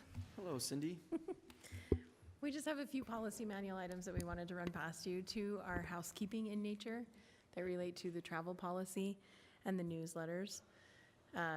They have both been voted on in a straw poll, and this is just our mention to see if you are comfortable moving forward with a resolution to adopt those changes formally in a policy manual change. So that's those 2, and then we have the C6 policy, which is about open government and transparency.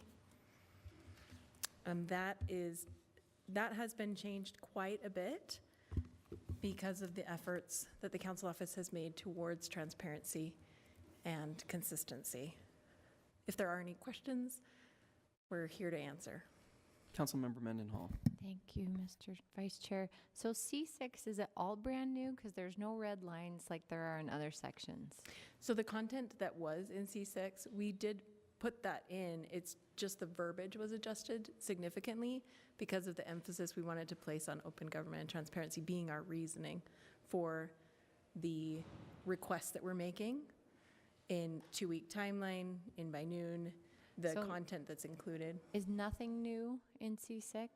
Just reorientation of the That's a same good language? question. I can take a stab at that. Thank you. The one thing that is new is changing the deadline from Tuesday at 5 p.m. to Tuesday at noon. There's more detail in terms of what, we took a couple of policies and consolidated them. We had a worksheet of what staff is expected to include in their staff reports, and we consolidated that here so that it is part of what we ask the administration for up front. So we're again eliminating that that whole round of questions. And then there was something in the original policy that has been there since before I worked here, and it was something that gave the authority to the executive director to have a lot of power in terms of saying, hey, this is just not ready, and we can't have it on the agenda. And we took that out and want to ask to discuss that with you another time because it felt way too heavy-handed and probably unnecessary for the staff director to be able to wield that much power. So we asked the chair and vice chair, let's take that out and then and come back later with that. It's probably unnecessary. So the absence of it, I assume, defaults to the chair. Okay. Yeah, which is the system that works in the entire world. Great. And I wanted to compliment the last 2 pages, the clear records equals open government document. I imagine Amanda had something to do with this, but it's really a fabulous document. Thank you.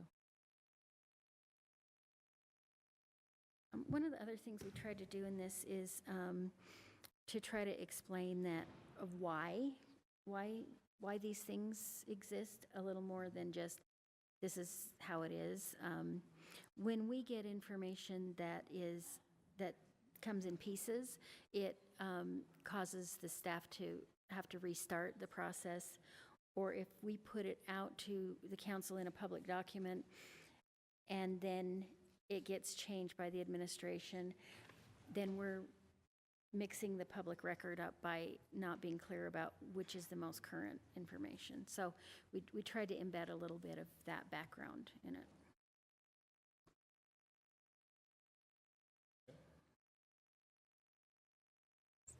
Any other questions, comments? Oh, I or- think we would just ask, are you comfortable formalizing the housekeeping items in resolution process that we've deemed for the Yes. policy manual? And for C6, which is about open government, just getting information from the council on whether or not you'd like that in an ordinance format or in resolution with the other policy manual processes. Thoughts? Between resolution versus ordinance? Resolution versus an ordinance. So, yeah, I'd say as much as we can put into ordinance, the better. I would agree. So,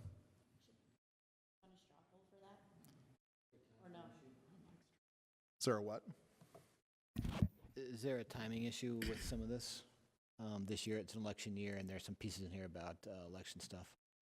I'm assuming that there shouldn't be a timing problem because we can get most of this done before, 90 days before a primary, for instance. Am I accurate in that belief?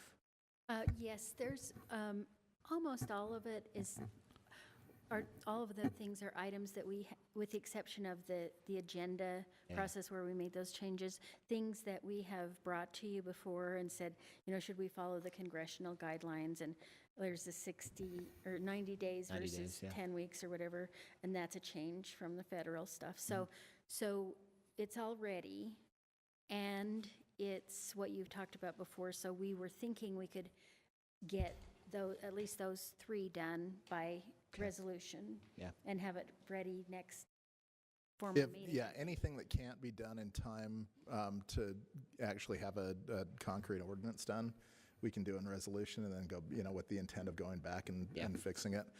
Even with the election related information, I think it's important to clarify, though, that we're not talking about any, change in electoral process or anything else that would impact campaigns or candidates. This is mostly, a document that would guide those of us. Using council resources. Using council too close to- resources, when you can, when council members, can and cannot use their communications funds, things like that. One other thing, I don't know whether we are talking and whether we listed this about re-election, people's re-election, or people running for office. And that was something that someone had asked me about yesterday, I forgot to bring up. Do you want the council policy to apply if someone is running, say they could be running for Congress, or they could be running for any number of things?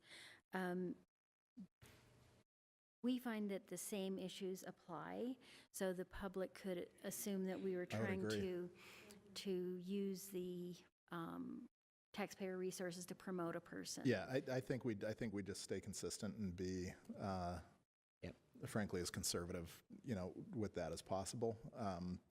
Just because it doesn't, whatever benefit an individual thought they were going to get by doing it, I don't think they would. No, they wouldn't.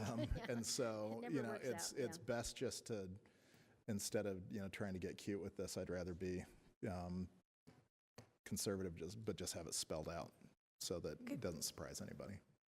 Then I just wanted to clarify, so the 2 sections related to newsletters and travel, where that is something related to internal council practice and within our office doing how we handle those issues, that would be done by resolution so that it's part of the council's policy manual.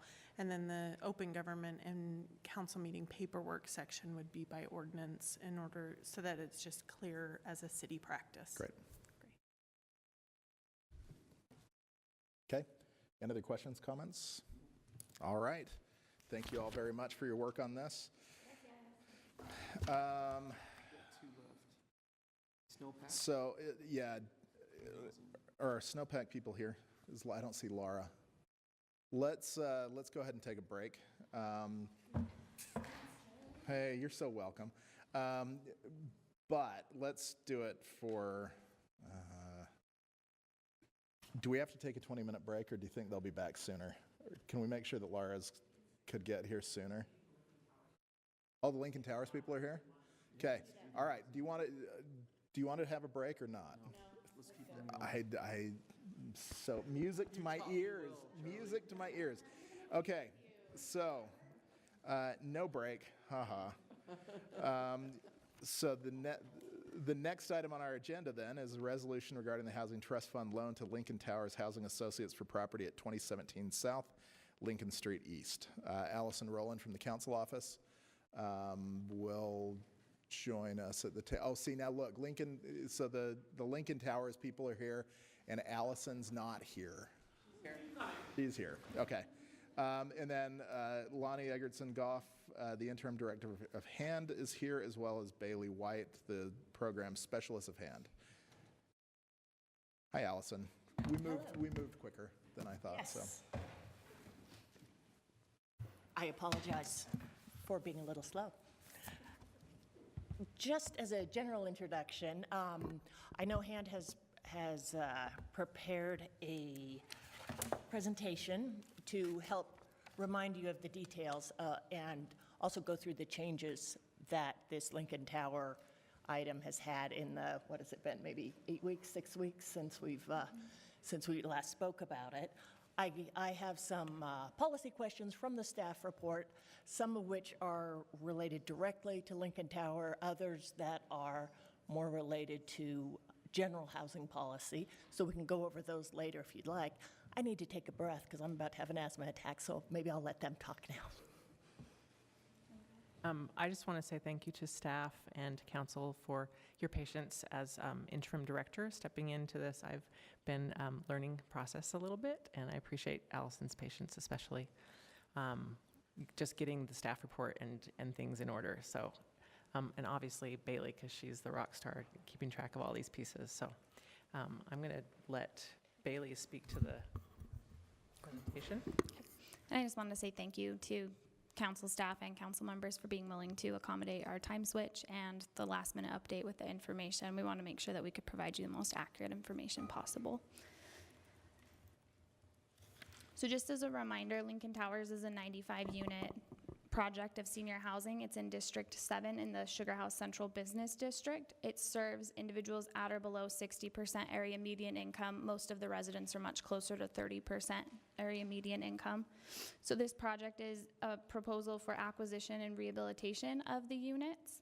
Without this transaction, the project is most likely going to be sold to market, and it will lose its affordability, and then these low-income seniors will have to find new housing.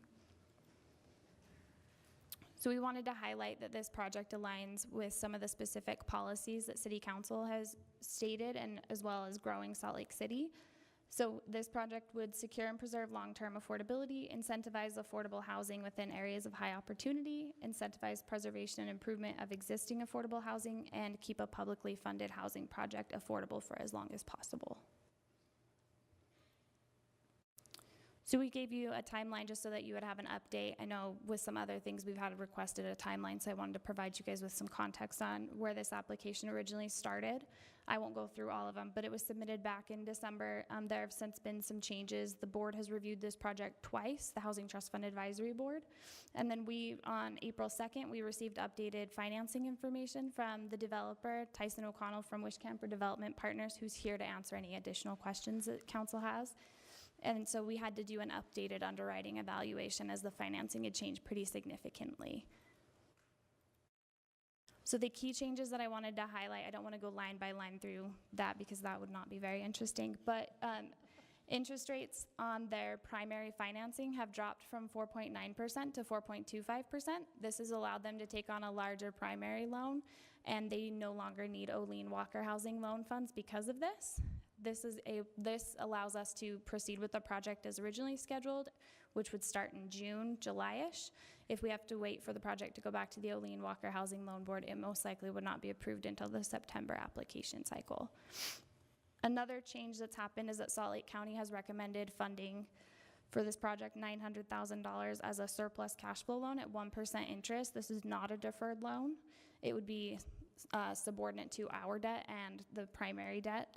The county has not officially recommended it, but because their official recommendations can't come out until they do their public hearing, much like how we did our public hearing over the last couple of weeks for our federal funds. But in talking to county staff, it was pretty clear that this project will be moving forward once the official recommendations come out. And then as we received the updated information on April 2nd. We had a Housing Trust Fund Advisory Board meeting scheduled for April 3rd. And so we walked through the project changes with the board just to make sure that they were still comfortable moving forward. And we got a unanimous response that the board felt like the changes were still similar. The project was still close enough to how it had originally been structured that they wanted to keep moving forward with it. So I provided a chart just so that you can see what the changes in the financing have been. Total project costs have increased by approximately $2 million. The majority of this is in hard construction costs. A little bit is in financing and just kind of percentages based on financing costs. The main changes in here are that there's no longer any Olene Walker Housing Loan Fund and that the private mortgage has increased significantly. So normally when we do a housing trust fund loan, staff does an underwriting evaluation and determines what interest rate, kind of what loan terms we feel like best fits the project. After these financing changes, we re-underwrote on April 3rd and determined that a 2% interest rate might support the project more sufficiently than a 3% interest rate. The debt service coverage ratio on this project as we've underwritten it, which is we always underwrite at a 5% vacancy rate. Usually market rate projects are 7%, affordable housing's 5%. So the debt service coverage ratio on this is pretty low with our underwriting. We don't feel like it provides enough flexibility that if any unanticipated costs or emergencies came up, the developer would have the cash flow to support that. In looking at it, the developer does have enough cash flow to support our loans, their private debt, and the Salt Lake County home funding that would come after, but staff recommends that we do a little bit lower of an interest rate. And obviously, you guys have the option to change any of the terms as far as legal approves it. Do you have any questions? Questions or comments? Councilmember Mendenhall. Well, to skip back to the key project changes, it feels really weird to have a project come before us that's doing better. We've had so many come back and say, we didn't anticipate, and that's, I mean, there's a marketplace that these exist in, but there are some wonderful leg ups that the project has seen. So help me understand in the, with the jumping to the administrative analysis piece, that maybe the relationship between the decrease in the interest rate and the greater savings, therefore, to the project, and yet our proposal to decrease our interest rate on our component. So we usually recommend that a project has a debt coverage ratio of 1.1%. That's pretty standard across the affordable housing markets like Olene Walker, and some of the other funders usually require that minimum. That gives the project enough space where if they have to get additional financing at some later point, or if other things come up that they didn't anticipate, they're able to cover it through their cash flow.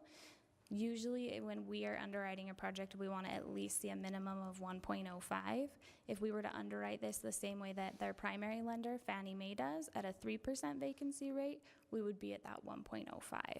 But as we want to be more conservative with our estimates, we usually keep it a little bit closer at a higher vacancy rate.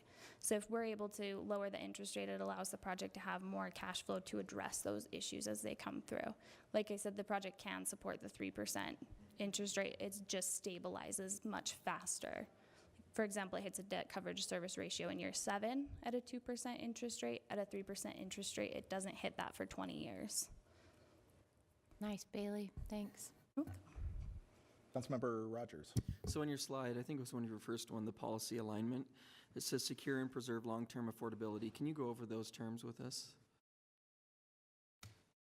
I could get there. Yeah, so right now the project has a HAP contract, which is Housing Assistance Payments with a regional HUD office. That's set to expire in a few years. So what they would be doing by utilizing this funding is restricting the affordable housing component for an additional 55 years. So additional 55 years. Yep, the Housing Trust Fund by ordinance has to be 55 years. Thank you, Bailey. You're welcome. Other questions or comments? Does the applicant wish to say anything? You don't need to. You're welcome to. Thank you.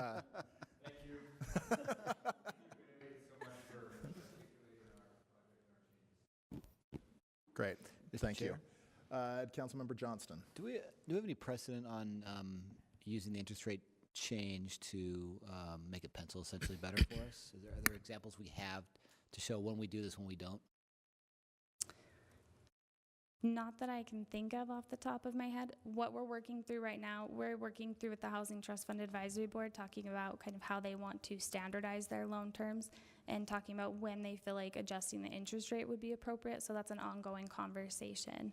But I don't know that I have a firm response right now. What are the ways that we use to get to the 1.05 ratio that we sort of desire?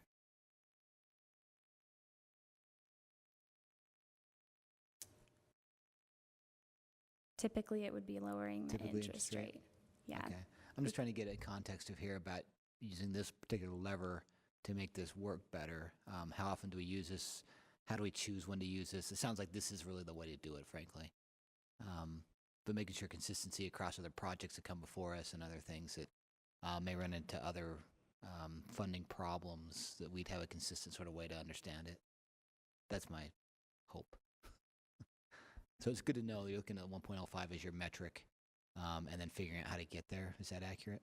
Yeah, so we try to we see what the debt coverage ratio is. If it doesn't hit that minimum of 1.05%, that's something that we discuss with the Housing Trust Fund Advisory Board.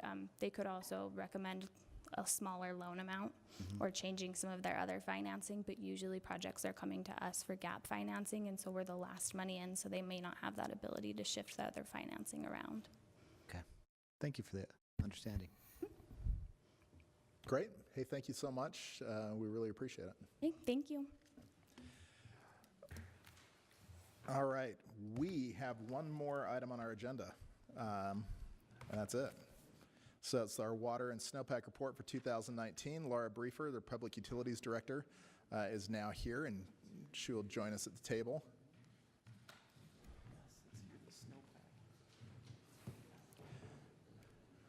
Let's hear about the great snowpack and all the water that we now have.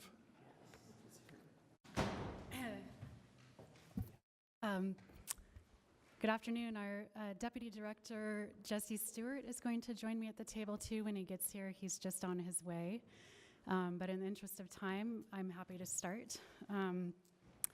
So we want to talk both about water supply and our great snowpack and also preparations for runoff. Jesse Stewart, our Deputy Director for Public Utilities.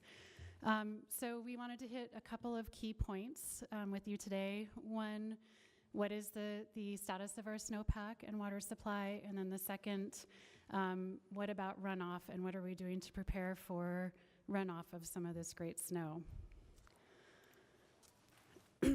So we wanted to hit the runoff piece first. We have recently just worked with the city's emergency management division as well as several city departments to prepare an incident action plan out of an abundance of caution. We want to make sure that all participating city and outside agencies are prepared to address runoff this May and any potential, we don't think there's potential flooding, but we want to keep monitoring conditions, and the conditions we're monitoring are weather, temperature, snowpack, and runoff projections. I wanted to also say that we're working closely with Salt Lake County Flood Control on this too. They have jurisdiction over many of the streams in our city, and so we're working with them to make sure grates are cleaned and that we have good lines of communication. So we're very prepared for runoff season. We're also working in terms of preparation with respect to reservoir management. So many of you are aware our Parley's reservoir system is in part built for flood control purposes. And Jesse here is very active on a day-to-day basis, making sure that we understand how much freeboard we have in the reservoir, how much snowpack we have in that watershed, and what we might see running off in terms of snowpack, but also in terms of rain events like we're experiencing today. We also work closely on managing flows in the Jordan River. And as I mentioned before, we have an incident action plan prepared to make sure all of our city departments are prepared and in coordination. We've also activated our joint information system, which allows us to coordinate internally and externally with communications with our citizens. In terms of operations, we've accounted for various sandbags at various locations in case we need them. We hope we don't, but we want to make sure we have them. Our crews are out monitoring and cleaning the system. So in addition to cleaning just normal debris from grates and stream inlets, we're also helping the city's overall effort in debris removal from the storm on March 28th. There are a number of branches and tree limbs that came down, and we want to make sure that they don't make it into our drainage system. Yes. Go ahead. On the preparedness side of it, do you have any suggestions, and maybe this is something you could follow up with because I'm putting you on the spot, for ways we can encourage our residents to be prepared in their own homes? And the big storm that happened August of 17. Yeah. My residents and their homes across the city, but there's a lot of damage in District 5, and people didn't have flood insurance. They're not in a floodplain, and the expense of carrying that was more than a lot of residents can afford. So what kind of feedback can we give residents? Yeah, that's a great question. And so in terms of flood insurance, that is a really good preparedness tool. And I know that the state actually has activated its Level 3 Emergency Operations Center for statewide flood preparedness purposes, and they are really pushing flood insurance hard, and actually it can be affordable, and you don't have to be in a floodplain to have flood insurance. But there are other things that property owners can do to make sure that their properties are free of, making sure that their roof drains, for instance, are draining to an appropriate part of the property. During the 2017 flood event, we did have some roof drains actually draining directly into basement window areas, and so it's good to look around your property to make sure that the drainage on your property is good.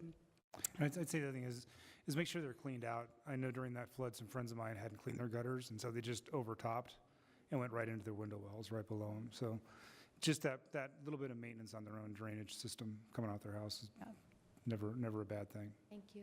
Councilmember, one other bit of information, and if you want to talk about this because it deals with stormwater. I know that it's a different issue from what you're talking about, but the work that's taking place on 17th South right now with drainage into Wasatch Hollow will help alleviate some of those concerns as well in districts 5 and 6. So. Yeah, that will increase some capacity, and in terms of storm event runoff, and I think with respect to regular snowmelt runoff too. And that has been part of our master plan, so that's going to be, do you remember when that construction? They're doing some work on 17th South right now that's not part of that bigger endeavor you're talking about, but that will be starting next year, I believe. But I think that's when it's starting. Councilmember Fowler. Jeez. Thank you. Sorry, this is a follow-up with Aaron. I'm wondering, Laura, if maybe we could get, I don't know, maybe some just quick bullet points on what exactly you're talking about and the dangers of the runoff and things like that. And maybe we could put them in our monthly or weekly updates that we email blast to our residents. And that's one way to kind of get out some of this information, maybe also with some resources for if something happens, who they would be able to contact, within the city to get some help, if that's okay. Yeah, Well, we if would be that's not happy- too much to ask. No, we would be happy to provide Put that that. together, yeah. I love that, and I love that we could include the city's preparedness action steps and recommendations for residents, because people wanted to know, what is the city going to do now that these once every 800-year storms are more like once every 3 or 4 summers or less? So this is great. And that's a good suggestion, and that's actually something that we've been working to develop along with our joint information system. So that would be right in line, and we would be really grateful for your help in pushing that out. Be great.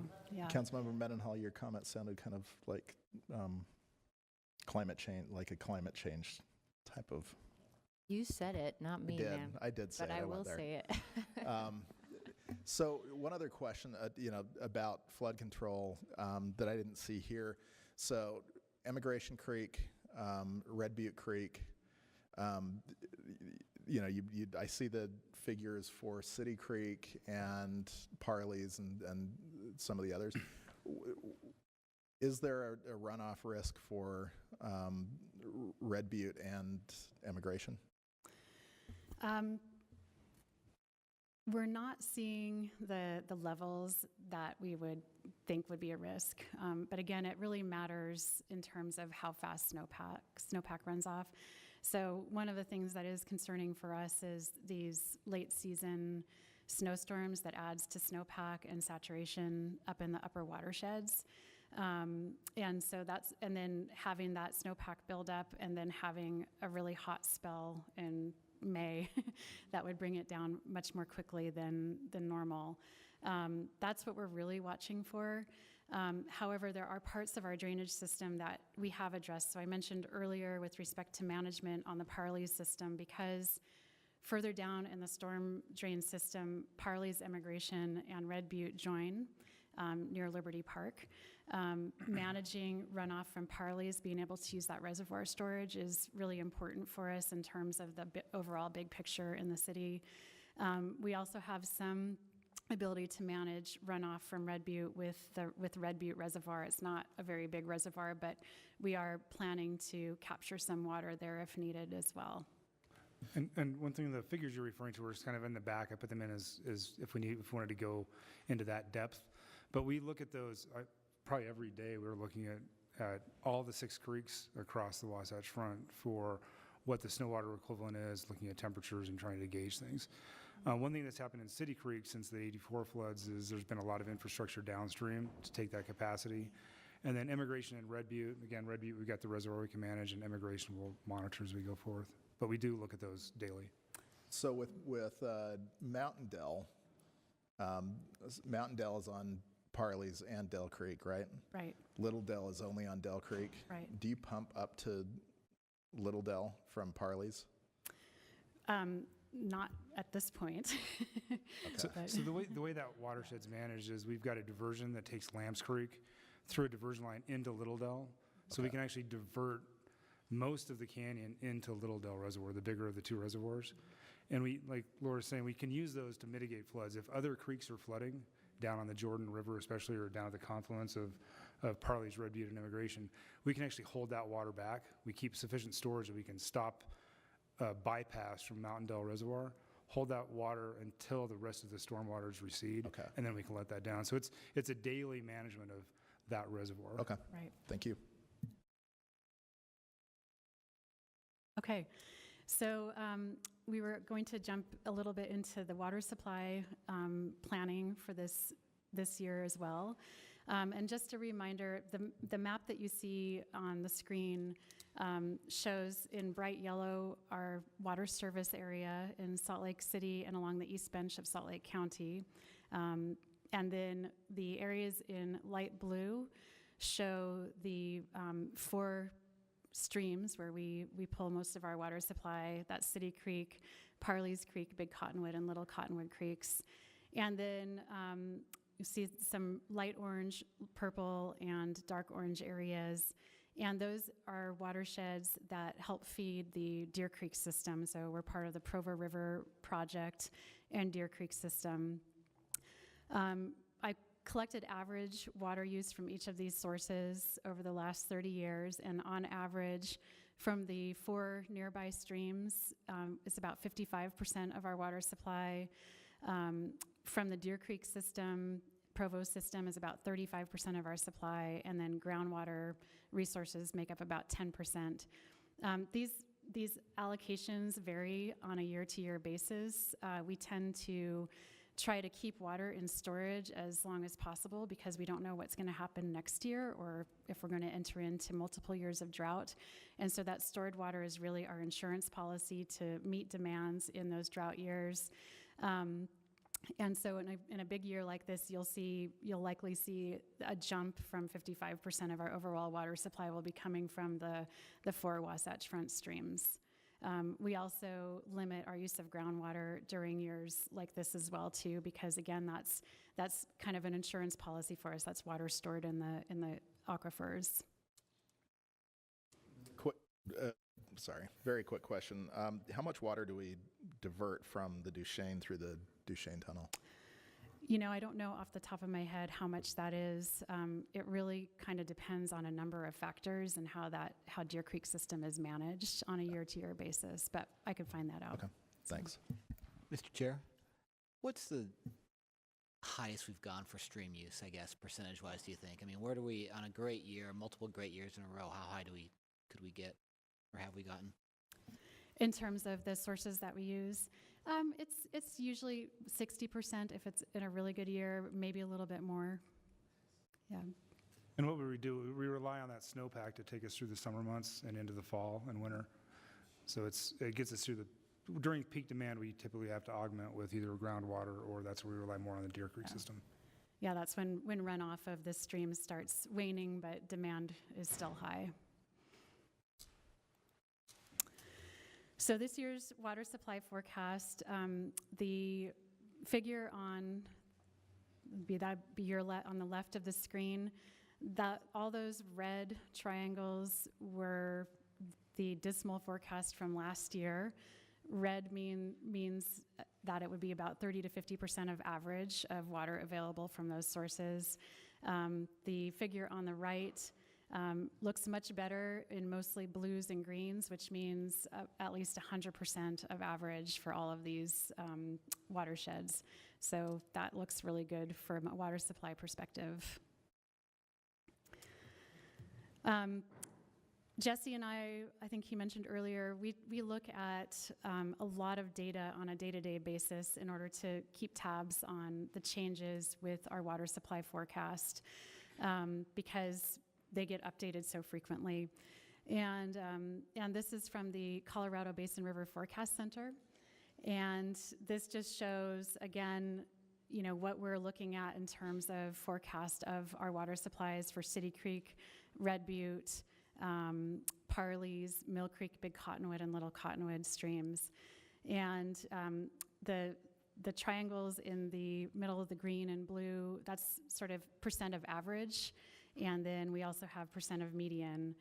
So we're looking at percent of average, mostly over 100% for all of our watersheds. And then we also check reservoir levels very frequently. And these are all of the Wasatch Front reservoirs, and the ones that are very important to us are Deer Creek down at the lower left. Utah Lake is also important. That's not a culinary water supply, but we have a number of exchange agreements and other parts of the system that rely on our use of some Utah Lake water. And Jordanelle is also an important part of the system. Our Parleys water reservoirs aren't shown on this, but again, we manage those to meet demand as well. So Deer Creek Reservoir right now is sitting at 91% full. Jordanelle is at 62% full, and that will just get better. Utah Lake is at 68% full, and we're looking to see that increase as well. So one thing with reservoir management we do, especially with our Mountain Dell and Little Dell, we're actively releasing water right now. We had it a little higher before the storm. We cut it back for the storm, and we'll bump it back up to make capacity for the rest of the snow up in the Parleys watershed. And they tend to do some of that the same on a grander scale with the bigger reservoirs too. So I think that's the end of our presentation. We did include, I think you have some slides in here that had some more detail, just some of the data that we look at on a day-to-day basis, such as, this is Big Cottonwood Creek. We look at these forecasts to see what the potential will be for runoff. It's typically compared to the high runoff year for Big Cottonwood, that was 2011, and the low year, and that would be 1934 when the stream actually dried.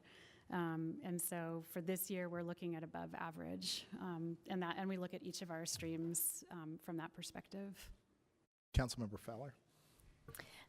So this is not a question on your presentation. I just want to say to you and your team,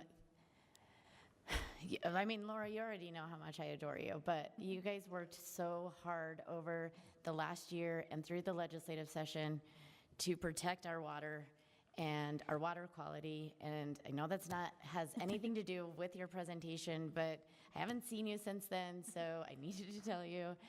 No, you guys, all last year, I know you were working on the water working group, working through the interim, despite all of the other things going on, both personally and professionally here in the city, and you guys have just really done a wonderful job, and I really thank all of your hard work and determination to protect our water and our water quality.